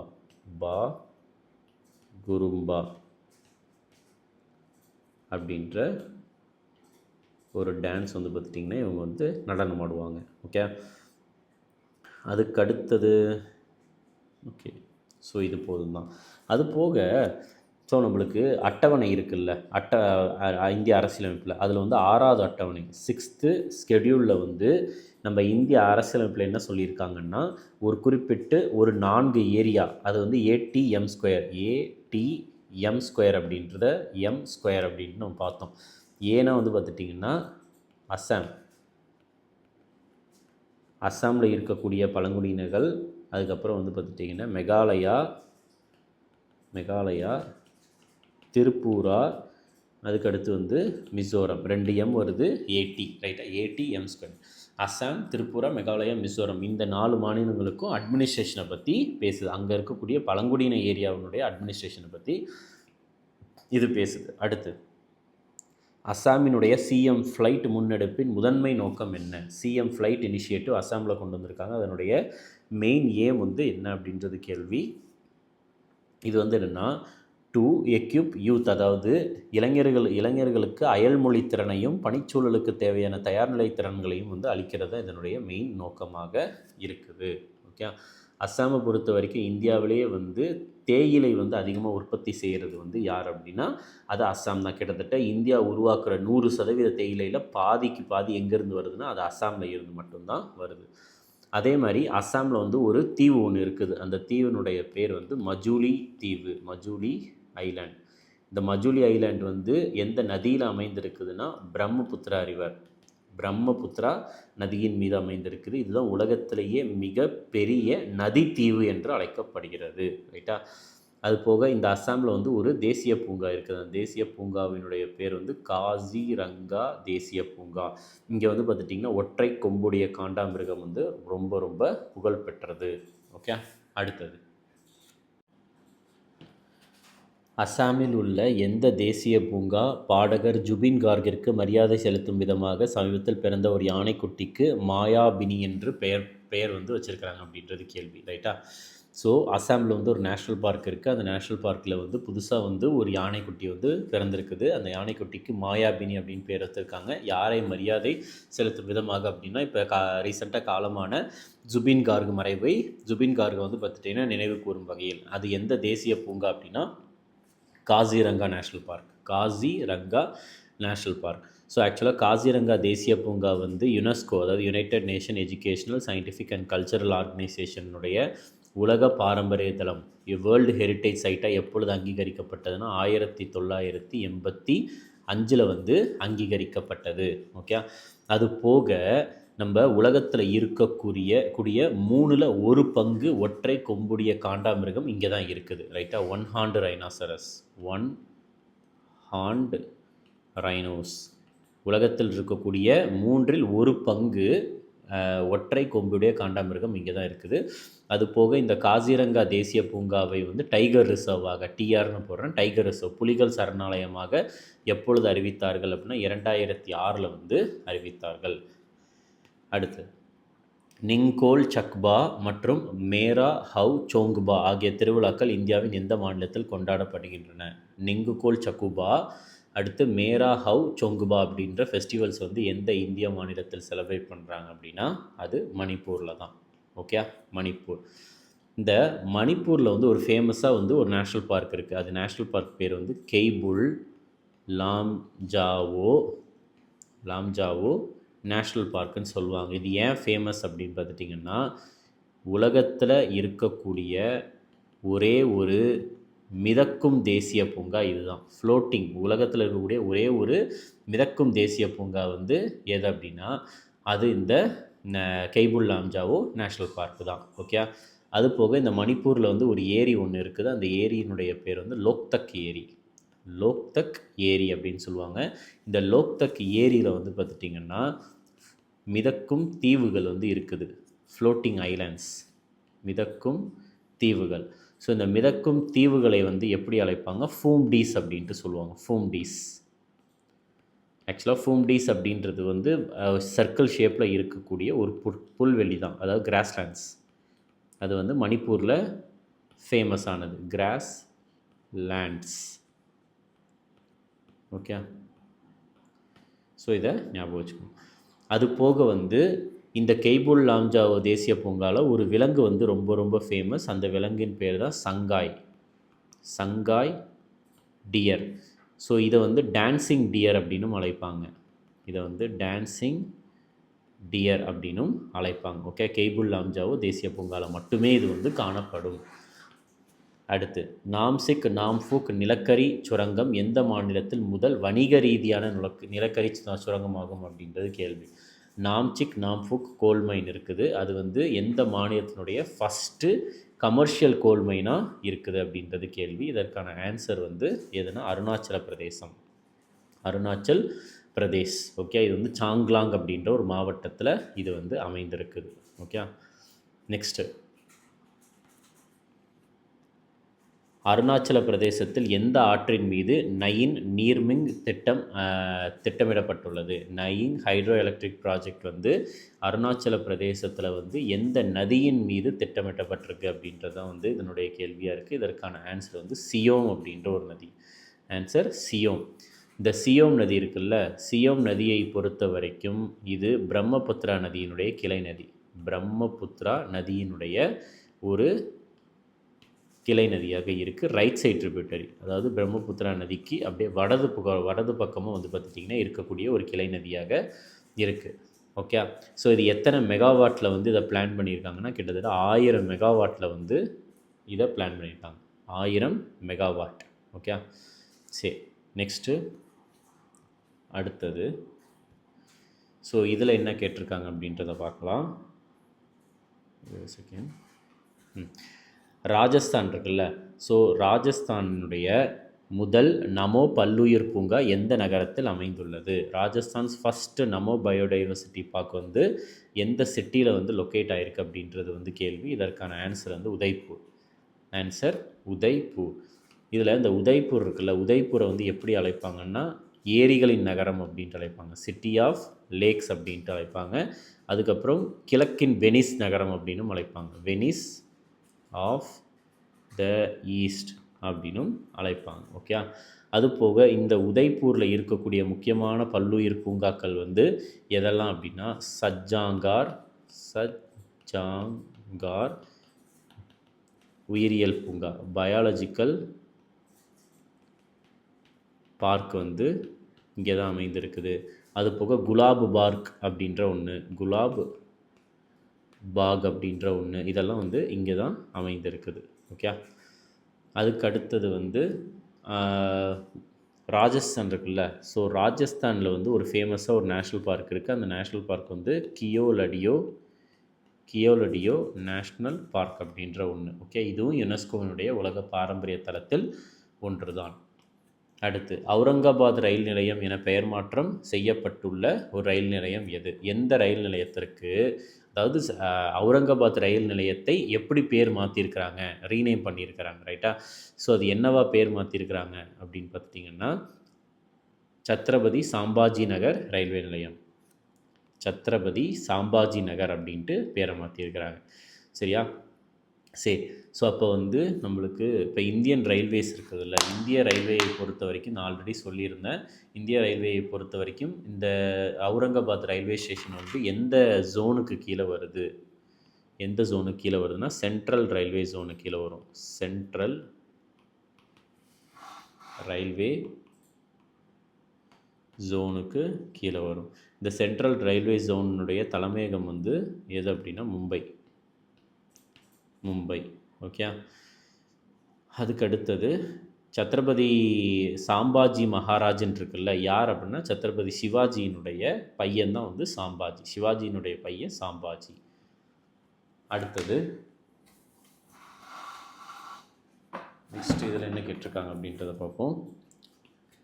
மகாராஷ்டிராவின் அக்கோலா காவல்துறையால் தொடங்கப்பட்டுள்ள திரிநேத்ரா திட்டம் என்பது என்ன?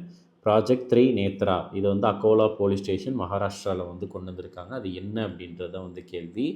ஸோ இந்தியாவினுடைய முதல் செயற்கை நுண்ணறிவு சார்ந்த ஒரு முன்கணிப்பு காவல் முயற்சி. Okay, so India's first AI driven predictive policing initiative. Okay, next இந்தியாவின் முதல் கூட்டுறவு அடிப்படையிலான அழுத்தப்பட்ட உயிரி வாயு மற்றும் ஸ்ப்ரே ட்ரையர் பொட்டாஷ் துகள் திட்டம் எந்த மாநிலத்தில் அமைந்துள்ளது? India's first cooperative based compressed biogas CBG மற்றும் spray dryer potash granule project வந்து எந்த மாநிலத்தில் அமைந்திருக்குது அப்படின்றது தான் வந்து இதனுடைய கேள்வியாக இருக்குது. இதற்கான ஆன்சர் வந்து குஜராத். ஆன்சர் குஜராத்தில் வந்து என்ன அப்படின்னா பனஸ்கந்தா அப்படின்ற ஒரு ஏரியா. சரியா? பனஸ்கந்தா அப்படின்ற ஒரு ஏரியாவில் தான் இது வந்து அமைந்திருக்குது. ஓகே, அது போக நம்மளுக்கு ஒரு அமைப்பு ஒன்று இருக்குது. என்ன அமைப்புனா Indian farmers fertilisers cooperative limited. என்னது? Indian farmers fertilisers cooperative limited அப்படின்ற ஒரு அமைப்பு. ஸோ இது வந்து எப்பொழுது உருவாக்கப்பட்டதுன்னா 1967 உருவாக்கப்பட்டது. இதனுடைய தலைமையகம் எங்கே இருக்குன்னா நியூ டெல்லியில் இருக்குது. சரியா? இதனுடைய தலைமையகம் எங்கு இருக்கிறது அப்படின்ட்டு பார்க்குறப்ப அது புதுடெல்லியில் இருக்கிறது. அடுத்தது ஒரு பண்டைய ஹரப்பா தலமான கொட்டாடா பத்தலி இந்தியாவின் எந்த மாநிலத்தில் அமைந்துள்ளது? இது வந்து ஒரு சிந்து சமவெளி தலம் கொட்டாடா பத்தலி. அது வந்து எந்த மாநிலத்தில் அமைந்திருக்குது அப்படின்னா குஜராத்தில் அமைந்திருக்குது. ஓகே, குஜராத். நெக்ஸ்ட்டு இதே குஜராத்தில் இன்னொரு சிந்து சமவெளி நாகரிக தலமும் இருக்கிறது. அதுதான் வந்து லோத்தல். ரைட்டா? லோத்தல்.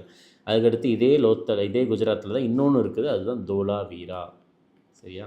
தோலாவீரா அதாவது முதலாக ஒரு சிந்து சமவெளி தலத்துக்கு யுனெஸ்கோ பாரம்பரிய தலம் அங்கீகாரம் கொடுத்தது தோலாவீராவுக்கு தான். ரைட்டா? First IVC site to get UNESCO world heritage site recognition வந்து எது அப்படின்னா அது இந்த தோலாவீரா தான். அதுபோக லோத்தலில் தான் முதலாக வந்து ஒரு கப்பல் கட்டும் தளத்தை வந்து கண்டுபிடிச்சாங்க சிந்து சமவெளி நாகரிகத்தில். ஃபஸ்ட்டு டாக்யார்ட்னா கப்பல் கட்டும் தளம், இல்லைன்னா வந்து கப்பல் ரிப்பேர் ஆச்சுன்னா அதை சரி பண்ணக்கூடிய ஒரு இடம். அடுத்தது நாடு தழுவிய ஆப்கி புஞ்சி ஆப்கி அதிகார் பிரச்சாரம் மக்கள் தங்கள் உரிமை கோரப்படாத நிதியை மீட்டெடுப்பதற்காக தொடங்கப்பட்டது. இது எந்த இந்திய மாநிலத்தில் தொடங்கப்பட்டது? அதாவது ஆப்கி புஞ்சி ஆப்கி அதிகார் அப்படின்ற ஒரு பிரச்சாரம் வந்து, ஸோ அது வந்து மக்கள் வந்து அன்கிளைம்டு ஃபண்ட்ஸ் இருக்கும், ஸோ அதை வந்து அவங்கக்கிட்ட திருப்பி போகிறதுக்காக வந்து ஆரம்பிச்சிருக்காங்க. அது எந்த மாநிலத்தில் ஆரம்பிச்சிருக்காங்க அப்படின்றது தான் இதனுடைய கேள்வியாக இருக்குது. ஸோ இதற்கான ஆன்சர் வந்து இதுவும் குஜராத் தான், இதுவும் குஜராத். Okay, next. ஸோ இதை வந்து ஆரம்பித்தது வந்து யார் அப்படின்னா, investor education and protection fund authority, ரைட்டா? இன்வெஸ்டார், சரியா, investor education and protection fund authority, அவங்க தான் வந்து ஆரம்பிச்சிருக்கிறாங்க. ஸோ இது வந்து எப்பொழுது உருவாக்கப்பட்டதுன்னா 2016 உருவாக்கப்பட்டது. இதனுடைய தலைமையகம் எங்கே இருக்குன்னா நியூ டெல்லியில் இருக்கிறது. அடுத்து, இந்தியாவின் முதல் குறைக்கடத்தி புத்தாக்க அருங்காட்சியகமான டி சிப் சிம் எந்த இந்திய மாநிலத்தில் திறக்கப்பட்டுள்ளது? ஸோ எந்த இந்தியன் ஸ்டேட்டில் வந்து இந்தியாவினுடைய முதல் semiconductor innovation museum T chip sim அப்படின்றத வந்து ஓப்பன் பண்ணியிருக்கிறாங்க அப்படின்னா கர்நாடகாவில். எங்கு? கர்நாடகாவில் ஓப்பன் பண்ணியிருக்கிறாங்க. ஸோ கர்நாடகாவில் இது எந்த இடத்துல இருக்குது அப்படின்னா பெங்களூரில் இருக்குது. ஸோ பெங்களூரு தான் என்னென்னு சொல்லுவாங்க, சிலிக்கான் வேலி ஆஃப் இந்தியா அப்படின்னு சொல்லுவாங்க. சிலிக்கான் வேலி ஆஃப் இந்தியா அப்படின்ட்டு அழைப்பாங்க. ஓகே, அதுக்கடுத்து வேறு இந்தியாவினுடைய முதல் செமிகண்டக்டர், அது செமிகண்டக்டர்னால் குறைக்கடத்தி, semi conductor fabrication plant, fabrication ஆலை. ஸோ இதை வந்து எங்கே கொண்டு வர போகிறாங்கன்னா தோலேரா அப்படின்ற ஒரு இடத்துல. தோலேரா எங்கே இருக்குது? குஜராத்தில் இருக்குது, குஜராத்தில் இருக்கக்கூடியது. ஓகே, அது போக நம்ம இந்தியாவில் வந்து ஒரு மிஷன் ஒன்று கொண்டு வந்தாங்க, அதாவது இந்தியா செமிகண்டக்டர் மிஷன் அப்படின்ற ஒன்று. எப்பொழுதுனா 2021 இந்தியா செமிகண்டக்டர் மிஷன். அடுத்து, கர்நாடகாவில் இந்தியாவின் முதல் தனியார் துறை H-125 ரக ஹெலிகாப்டர் ஒருங்கிணைப்பு தளத்தை எந்த நிறுவனம் அமைக்கும்? எந்த கம்பெனி வந்து India's first private sector H-125 helicopter assembly லைனை கர்நாடகாவில் கொண்டு வரப்போகுது அப்படின்னா அது டாசல், அதாவது டாட்டா அட்வான்ஸ்டு சிஸ்டம்ஸ் லிமிடெட் தான் கொண்டு வர போகிறாங்க.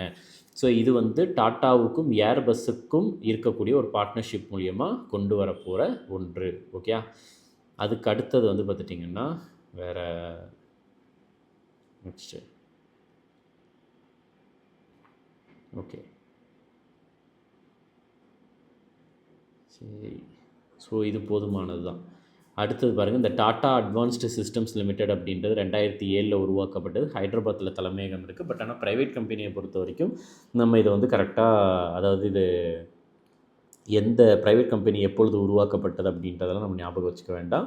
மெயினாக இந்திய நிறுவனங்கள் எப்பொழுது உருவாக்கப்பட்டது, உலக அளவில் இருக்கக்கூடிய அமைப்புகள் எப்பொழுது உருவாக்கப்பட்டது அப்படின்றத மட்டும் ஞாபகம் வச்சுக்கோங்க. ஏன்னா மெயினாக வந்து அதுதான் வந்து எக்ஸாம்ஸில் கேட்பாங்க. ஓகே, சரி, அடுத்தது இதில் என்ன கேள்வியை கேட்டிருக்காங்கன்றதை பார்க்கலாம். ஒரு செகண்ட்.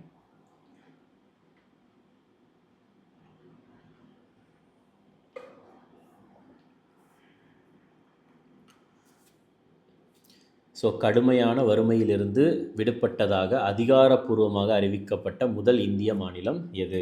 எந்த இந்தியன் ஸ்டேட் வந்து ஃபஸ்ட் டைம் அஃபிஷியலாக டிக்ளேர் பண்ணியிருக்காங்க எக்ஸ்ட்ரீம் பாவர்ட்டிலேருந்து வெளியே வந்தாச்சு அப்படின்ட்டு?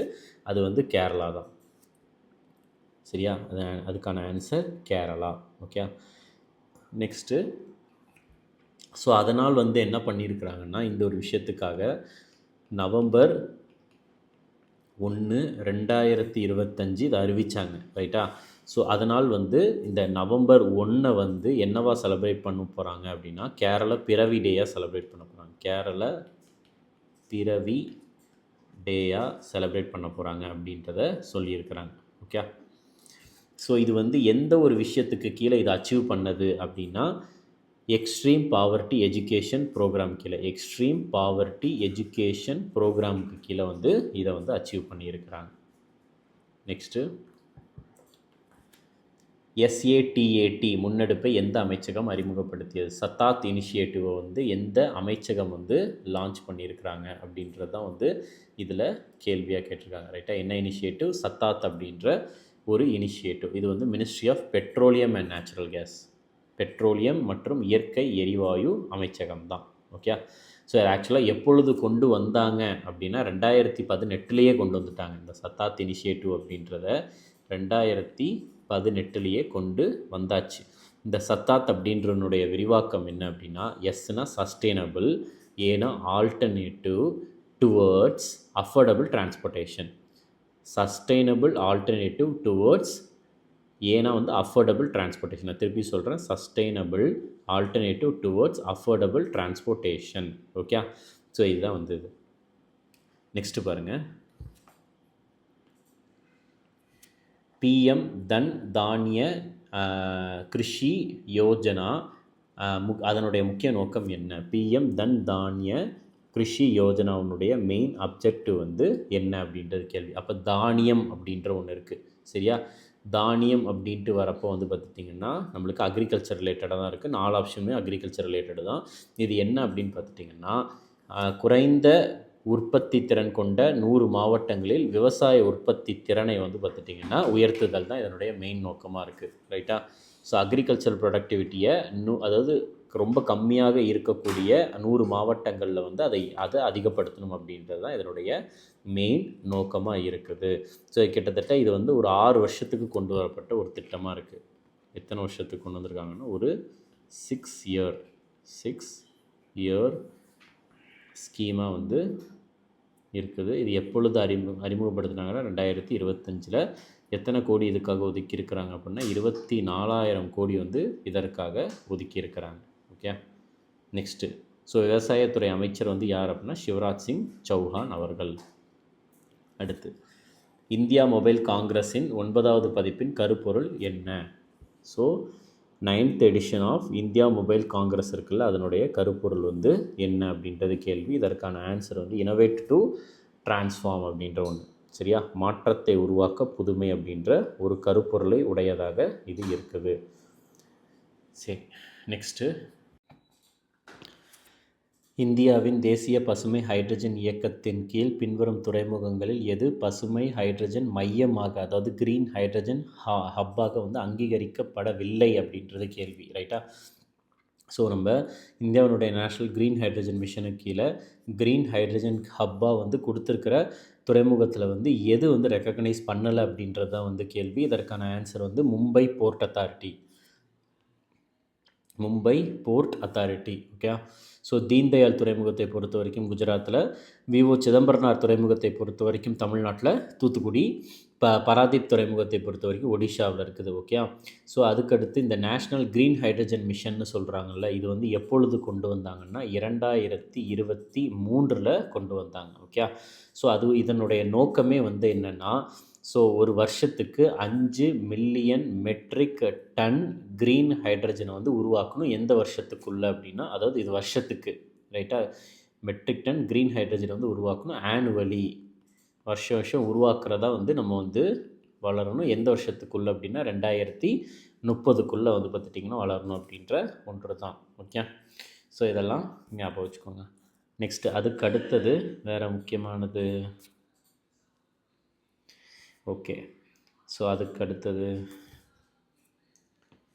ஆப்ரேஷன் கோல்டன் ஸ்வீப் என்பது என்ன அப்படின்றது கேள்வி. ஆப்ரேஷன் கோல்டன் ஸ்வீப்பை பொறுத்த வரைக்கும் இது வந்து என்னென்னா டிஆர்ஐ, அதாவது டைரக்டரேட் ஆஃப் ரெவென்யூ இன்டெலிஜென்ஸால் மேற்கொள்ளப்படும் தங்க கடத்தல் தடுப்பு நடவடிக்கை தான் வந்து இது. ஓகே.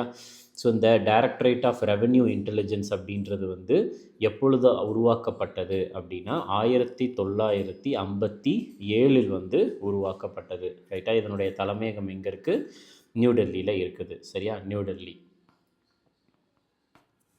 நெக்ஸ்ட்டு, பாரத் டாக்ஸி முன்னெடுப்பு எந்த அமைச்சகத்தின் கீழ் தொடங்கப்படுகிறது? பாரத் டாக்ஸி வந்து பார்த்துட்டிங்கன்னா எந்த அமைச்சகத்துக்கு கீழே தொடங்கியிருக்கிறாங்க அப்படின்றது வந்து இதில் கேள்வியாக கேட்டிருக்காங்க. இதற்கான ஆன்சர் வந்து மினிஸ்ட்ரி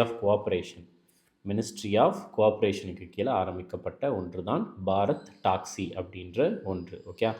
மினிஸ்ட்ரி ஆஃப் கோஆப்ரேஷனுடைய அமைச்சர் வந்து யார் அப்படின்னா மத்திய உள்துறை அமைச்சர் தான், அமித்ஷா அவர்கள் தான். ஓகே.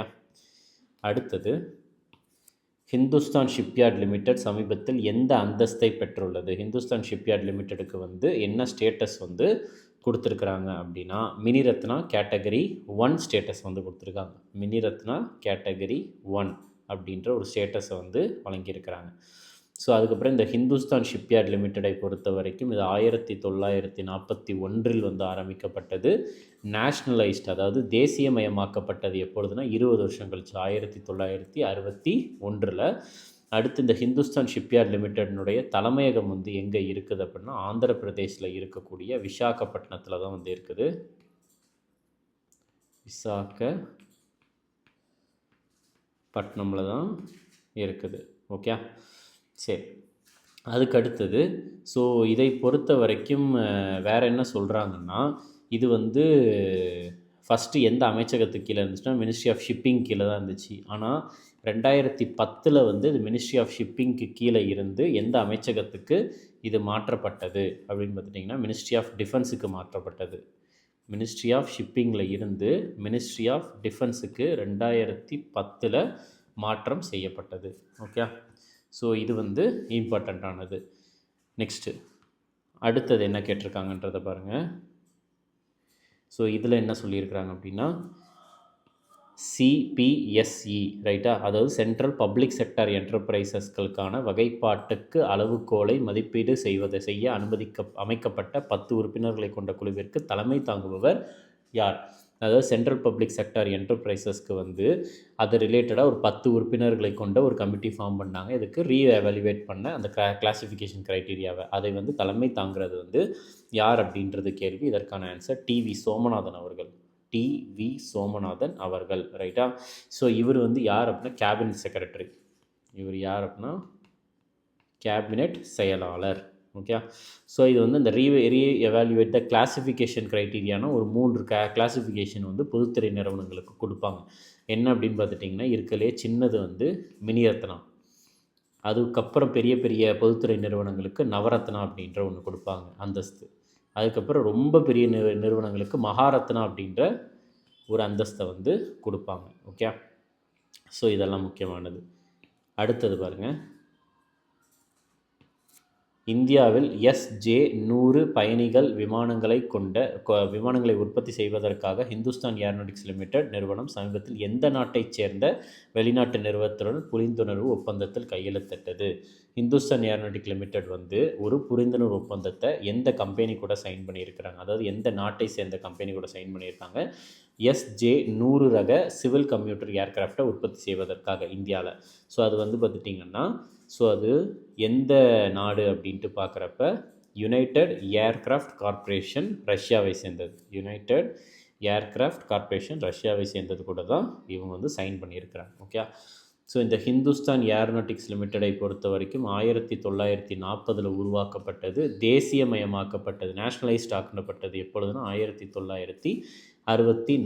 இதனுடைய தலைமையகம் ஹெட் குவார்ட்டர்ஸ் வந்து எங்கு இருக்கிறது அப்படின்னா பெங்களூரில் இருக்குது. பெங்களூரு எங்கே இருக்குது? கர்நாடகாவில் இருக்குது. ஓகே, பெங்களூரு. அடுத்தது, சோர் திட்டம் எந்த அமைச்சகத்தால் தொடங்கப்பட்டது? சரியா, த சோர் ப்ரோக்ராம் வந்து எந்த அமைச்சகத்துக்கு கீழே வருகிறது அப்படின்னா ministry of skill development and entrepreneurship, திறன் மேம்பாடு மற்றும் தொழில் முனைவு அமைச்சகம், ரைட்டா. ஸோ இந்த சோர் அப்படின்ட்டு சொல்கிறாங்களே, இந்த சோர்னுடைய விரிவாக்கம், இந்த சோர் ப்ரோக்ராமினுடைய விரிவாக்கம் என்னென்னா எஸ்னா ஸ்கில்லிங் ஃபார் ஏஐ ரெடினஸ். இதுதான் வந்து அதனுடைய ஸ்கில்லிங் ஃபார் ஏஐ ரெடினஸ் அப்படின்ற ஒரு விரிவாக்கத்தை உடையது. ஓகே, அடுத்தது, சமீபத்தில் மன் கி பாத் நிகழ்ச்சியில் பிரதமரால் பாராட்டப்பட்ட கார்பேஜ் கஃபே எந்த இந்திய நகரத்தின் ஒரு புதுமையான முன்னெடுப்பாகும்? இந்த கார்பேஜ் கஃபே அப்படின்ற ஒரு விஷயத்தை பிரைம் மினிஸ்டர் மன் கி பாத் அந்த ஒரு ரேடியோ ப்ரோக்ராம் அப்போ வந்து மென்ஷன் பண்ணார். அது எந்த இந்திய நகரத்தை சார்ந்தது அப்படின்றது கேள்வி. இதற்கான ஆன்சர் சத்தீஸ்கரில் இருக்கக்கூடிய அம்பிகாபூர். சத்தீஸ்கரில் இருக்கக்கூடிய அம்பிகாபூர் அப்படின்ற ஒன்று தான். ஓகே, ஸோ இது வந்து இந்த மன் கி பாத் அப்படின்ற ஒன்று சொல்கிறாங்களா அதுக்கு கீழே தான் வருது. ஸோ இது வந்து இந்த அம்பிகாபூரை பொறுத்த வரைக்கும் இது வந்து இந்தோருக்கு அப்புறம் ஃபஸ்ட்டு வந்து இந்தோர் தான். அதாவது இந்தியாவினுடைய தூய்மையான நகரம் வந்து இந்தோர் தான். இது வந்து செகண்ட் கிளீனஸ்ட் சிட்டி. இந்தோர் தான் first, second cleanest city in India. இந்தியாவினுடைய இரண்டாவது தூய்மையான ஒரு நகரமாக இருக்குது. ரைட்டா? ஸோ இது வந்து எதுக்கு கீழே வருதுன்னா, ஸ்வச் பாரத் மிஷனுக்கு கீழே தான் வந்து இது எல்லாமே வந்து வருது. தூய்மையான நகரம் அது எல்லாமே. ஸோ அதுக்கு அடுத்தது ஸ்வச் பாரத் மிஷனை பொறுத்த வரைக்கும் இது எப்பொழுது அறிமுகப்படுத்தினாங்க அப்படின்னா 2 அக்டோபர் 2014 வந்து அறிமுகப்படுத்துகிறாங்க. ரைட்டா? 2/10 அதாவது 2 அக்டோபர் 2024 வந்து அறிமுகப்படுத்தப்பட்ட ஒரு இனிஷியேட்டிவ் தான் இது. ஓகே, நெக்ஸ்ட்டு அடுத்தது பாருங்கள். ஸோ இதில் என்ன கேட்டிருக்காங்க அப்படின்றது, அக்டோபர் 27 முதல் 30, 2025 வரை நடைபெறும் 8வது சர்வதேச சூரிய சக்தி கூட்டமைப்பு பேரவையை எந்த நாடு நடத்துகிறது? 8th இன்டர்நேஷ்னல் சோலார் அலையன்ஸ் அசம்பிளியினுடைய அந்த மீட்டிங் வந்து பார்த்துட்டிங்கன்னா யார் நடத்துகிறாங்க, எந்த கண்ட்ரி வந்து நடத்துகிறாங்க அப்படின்றது தான் வந்து கேள்வி. இதற்கான ஆன்சர் வந்து இந்தியா. ரைட்டா? ஸோ இதை பொறுத்த வரைக்கும் என்ன சொல்கிறாங்கன்னா, இன்டர்நேஷ்னல் சோலார் அலையன்ஸ் இருக்குல்ல, ஸோ இது எப்பொழுது உருவாக்கப்பட்டதுன்னா 2015 வந்து உருவாக்கப்பட்டது. யாரும் இணைந்து உருவாக்கப்பட்டதுன்னா இந்தியாவும் ஃப்ரான்ஸும் சேர்ந்து வந்து உருவாக்குனாங்க. ஸோ 2015 இது எங்கு உருவாக்கப்பட்டது அப்படின்ட்டு, அதாவது எந்த இடத்துல ஒரு மீட்டிங் வச்சுருந்தாங்க எங்கன்னா, பாரிஸில் 2015 கான்ஃபரன்ஸ் ஆஃப் பார்ட்டிஸ் 2021 அப்படின்ற ஒரு மீட்டிங், அங்கே தான் வச்சு இதை வந்து உருவாக்குனாங்க. ஸோ இதனுடைய தலைமையகம் வந்து எங்கு இருக்கிறது அப்படின்னா, நம்ம இந்தியாவில் இருக்கக்கூடிய ஹரியானாவில் இருக்கக்கூடிய குருகிராமில் தான் வந்து இருக்குது. ஹரியானாவில் இருக்கக்கூடிய குருகிராம். Okay, next. ஸோ இதை வந்து ஞாபகம் வச்சுக்கணும். அதுக்கு அடுத்தது வேறு, நெக்ஸ்ட்டு நாய்களுக்கென ஒரு செகண்ட். ஓகே, ஸோ நாய்களுக்கென அர்ப்பணிக்கப்பட்ட விழாவான குக்கூர் திஹார் எந்த நாட்டில் கொண்டாடப்படுகிறதுன்றது கேள்வி. குக்கூர் திஹார் ஃபெஸ்டிவல் வந்து பார்த்துட்டிங்கன்னா டாக்ஸுக்குன்னே அர்ப்பணிக்கப்பட்ட ஒரு ஃபெஸ்டிவலாக வந்து இருக்குது. அது வந்து எந்த இடத்துல செலிப்ரேட் பண்ணுறாங்கன்னா நேபாளில் தான் செலிப்ரேட் பண்ணுறாங்க. ரைட்டா? நேபாளில் அதை வந்து ஒரு 5 நாள் வந்து செலிப்ரேட் பண்ணுறாங்க. ஸோ இந்த ஃபெஸ்டிவலை பொறுத்த வரைக்கும் இது எத்தனை நாள் ஃபெஸ்டிவல் அப்படின்னா ஒரு 5 நாள் வந்து செலிப்ரேட் பண்ணக்கூடிய ஒரு பண்டிகையாக வந்து இருக்குது. தீபாவளி மாதிரி இதை செலிப்ரேட் பண்ணுவாங்க. ஸோ நேபாள் இருக்குல்ல, நேபாளினுடைய தேசிய விலங்கு வந்து எது அப்படின்னா மாடு. நேபாளினுடைய தேசிய விலங்கு வந்து அது மாடு தான். ஓகே, அதுக்கடுத்து நேபாளில் தான் வந்து உலகத்திலேயே மிக உயரமான சிகரமான மவுண்ட் எவரெஸ்ட் சிகரம் வந்து இருக்கிறது. ரைட்டா? எவரெஸ்ட் சிகரத்தை தான் என்னென்னு சொல்லுவாங்கன்னா சாகர் மாதா அப்படின்ட்டு சொல்லுவாங்க. சாகர் மாதா அப்படின்ட்டு சொல்லுவாங்க. இந்தியாவுக்கும் நேபாளுக்கும் இருக்கக்கூடிய பார்டர் மட்டும் 1751 கிலோமீட்டர் வந்து இருக்குது. கிட்டத்தட்ட இந்தியாவினுடைய 5 மாநிலங்கள் வந்து பார்டர்ஸ் வந்து ஷேர் பண்ணுறாங்க. இந்தியாவினுடைய 5 மாநிலங்கள் நேபாள் கூட பார்டர் ஷேர் பண்ணுது. அடுத்தது, உலக அளவில் யூபிஐ யூனிஃபைடு பேமெண்ட்ஸ் இன்டர்ஃபேஸ் ஏற்றுக்கொண்ட எத்தனாவது நாடாக கத்தார் திகழ்கிறது அப்படின்றது கேள்வி. கத்தார் வந்து யூபிஐ ஏற்றுக்கிட்டாங்க. அது வந்து எத்தனாவது நாடாக இருக்கிறது அப்படின்னா 8வது நாடாக இருக்குது. ரைட்டா? 8வது. ஸோ இந்த UPI transaction, unified payments interface, so இது எல்லாமே வந்து இந்த யூபிஐ இருக்குதுல்ல, ஸோ யூபிஐ பொறுத்த வரைக்கும் யூபிஐ அறிமுகப்படுத்தினது யாருன்னா national payments corporation of India தான் வந்து அறிமுகப்படுத்தினாங்க. இந்த national payments corporation of India எப்பொழுது உருவாக்கப்பட்டதுன்னா 2008 உருவாக்கப்பட்டது. இதனுடைய தலைமையகம் எங்கே இருக்குதுன்னா மும்பையில் இருக்கிறது. அடுத்தது, ஹார்பிங்கர் 2025 என்ற உலகளாவிய ஹேக்கத்தானை எந்த அமைப்பு அறிமுகப்படுத்தியது? ஸோ குளோபல் ஹேக்கத்தான் ஹார்பிங்கர் 2025 வந்து எந்த ஆர்கனைசேஷன் வந்து லான்ச் பண்ணியிருக்காங்க அப்படின்னா இந்திய ரிசர்வ் வங்கி தான் லான்ச் பண்ணியிருக்காங்க. ரைட்டாக? ரிசர்வ் பேங்க் ஆஃப் இந்தியா தான் இதை லான்ச் பண்ணியிருக்காங்க. இது எத்தனாவது எடிஷனாக வந்து இதை லான்ச் பண்ணாங்கன்னா 3rd எடிஷன், மூன்றாவது பதிப்பாக வந்து இதை வந்து ஆரம்பித்து வச்சுருந்தாங்க. ஓகே, சரி. நெக்ஸ்ட்டு வந்து பாருங்கள், அடுத்தது என்ன கேட்டிருக்காங்க, இப்போ ஆர்பிஐயை பொறுத்த வரைக்கும் ஆர்பிஐ எப்பொழுது உருவாக்கப்பட்டது அப்படின்றது நிறைய டைம் வந்து எக்ஸாமில் கேட்டிருக்காங்க. ரைட்டா? ஸோ இந்த ஆர்பிஐ வந்து எப்பொழுது உருவாக்கப்பட்டதுன்னா ஏப்ரல் 1, 1935 ஆர்பிஐ சட்டம் 1934க்கு கீழே உருவாக்கப்பட்டது. ஆர்பிஐ எப்பொழுது தேசியமயமாக்கப்பட்டது, நேஷனலைஸ் ஆச்சு அப்படின்னா 1949. ஆர்பிஐயினுடைய தலைமையகம் ஹெட் குவார்ட்டர்ஸ் வந்து எங்கே அமைந்திருக்குது அப்படின்னா மும்பையில் அமைந்திருக்குது. ரைட்டா? மும்பையில் அமைந்திருக்குது. அடுத்து பார்டர் செக்யூரிட்டி ஃபோர்ஸ் விமான பிரிவின் முதல் பெண் விமான பொறியாளராக பொறுப்பேற்றவர் யார்? ஸோ யார் வந்து first woman flight engineer of BSF air wing அப்படின்றது கேள்வியாக கேட்டிருக்காங்க. அதற்கான ஆன்சர் வந்து சோனாலி சௌத்ரி. ஆன்சர் வந்து சோனாலி சௌத்ரி. ஓகே. ஸோ பிஎஸ்எஃப்ஐ பொறுத்த வரைக்கும் பார்டர் செக்யூரிட்டி ஃபோர்ஸை பொறுத்த வரைக்கும் இது எப்பொழுது உருவாக்கப்பட்டதுன்னா டிசம்பர் 1, 1965 உருவாக்கப்பட்டது. இதனுடைய தலைமையகம் எங்கே இருக்குது அப்படின்னா நியூ டெல்லியில் இருக்கிறது. சரியா? எங்கன்னா நியூ டெல்லியில் இருக்குது. சரி, நெக்ஸ்ட்டு பாருங்கள். ஸோ இதில் என்ன கேள்வி கேட்டிருக்காங்க அப்படின்னா ஃபஸ்ட்டு கொங்கன் 25 என்பது இந்தியா மற்றும் எந்த நாடுகளுக்கு இடையிலான இருதரப்பு கடற்பயிற்சி ஆகும் அப்படின்றது கேள்வி. ரைட்டா? கொங்கன் 2025 பைலேட்ரல், 2 நாடுகளுக்கு இடையே நடக்கக்கூடிய ஒரு கடற்படை பயிற்சி. இந்தியாவுக்கும் வேறு எந்த நாடு அப்படின்னா யுனைடெட் கிங்டம். இந்தியா மற்றும் யுனைடெட் கிங்டம். ஓகே. அதுக்கு அடுத்தது இதே யுனைடெட் கிங்டம் கூட இன்னொரு பயிற்சியும் இந்தியா வந்து கலந்துக்குது. அது என்ன அப்படின்னு பார்த்துட்டிங்கன்னா அஜேயா வாரியர். அஜேயா வாரியர் அப்படின்ற ஒரு பயிற்சி மற்றும் இந்திரதனுஷ் அப்படின்ற ஒரு பயிற்சி. அஜேயா வாரியர் மற்றும் இந்திரதனுஷ் அப்படின்ற ஒரு பயிற்சி.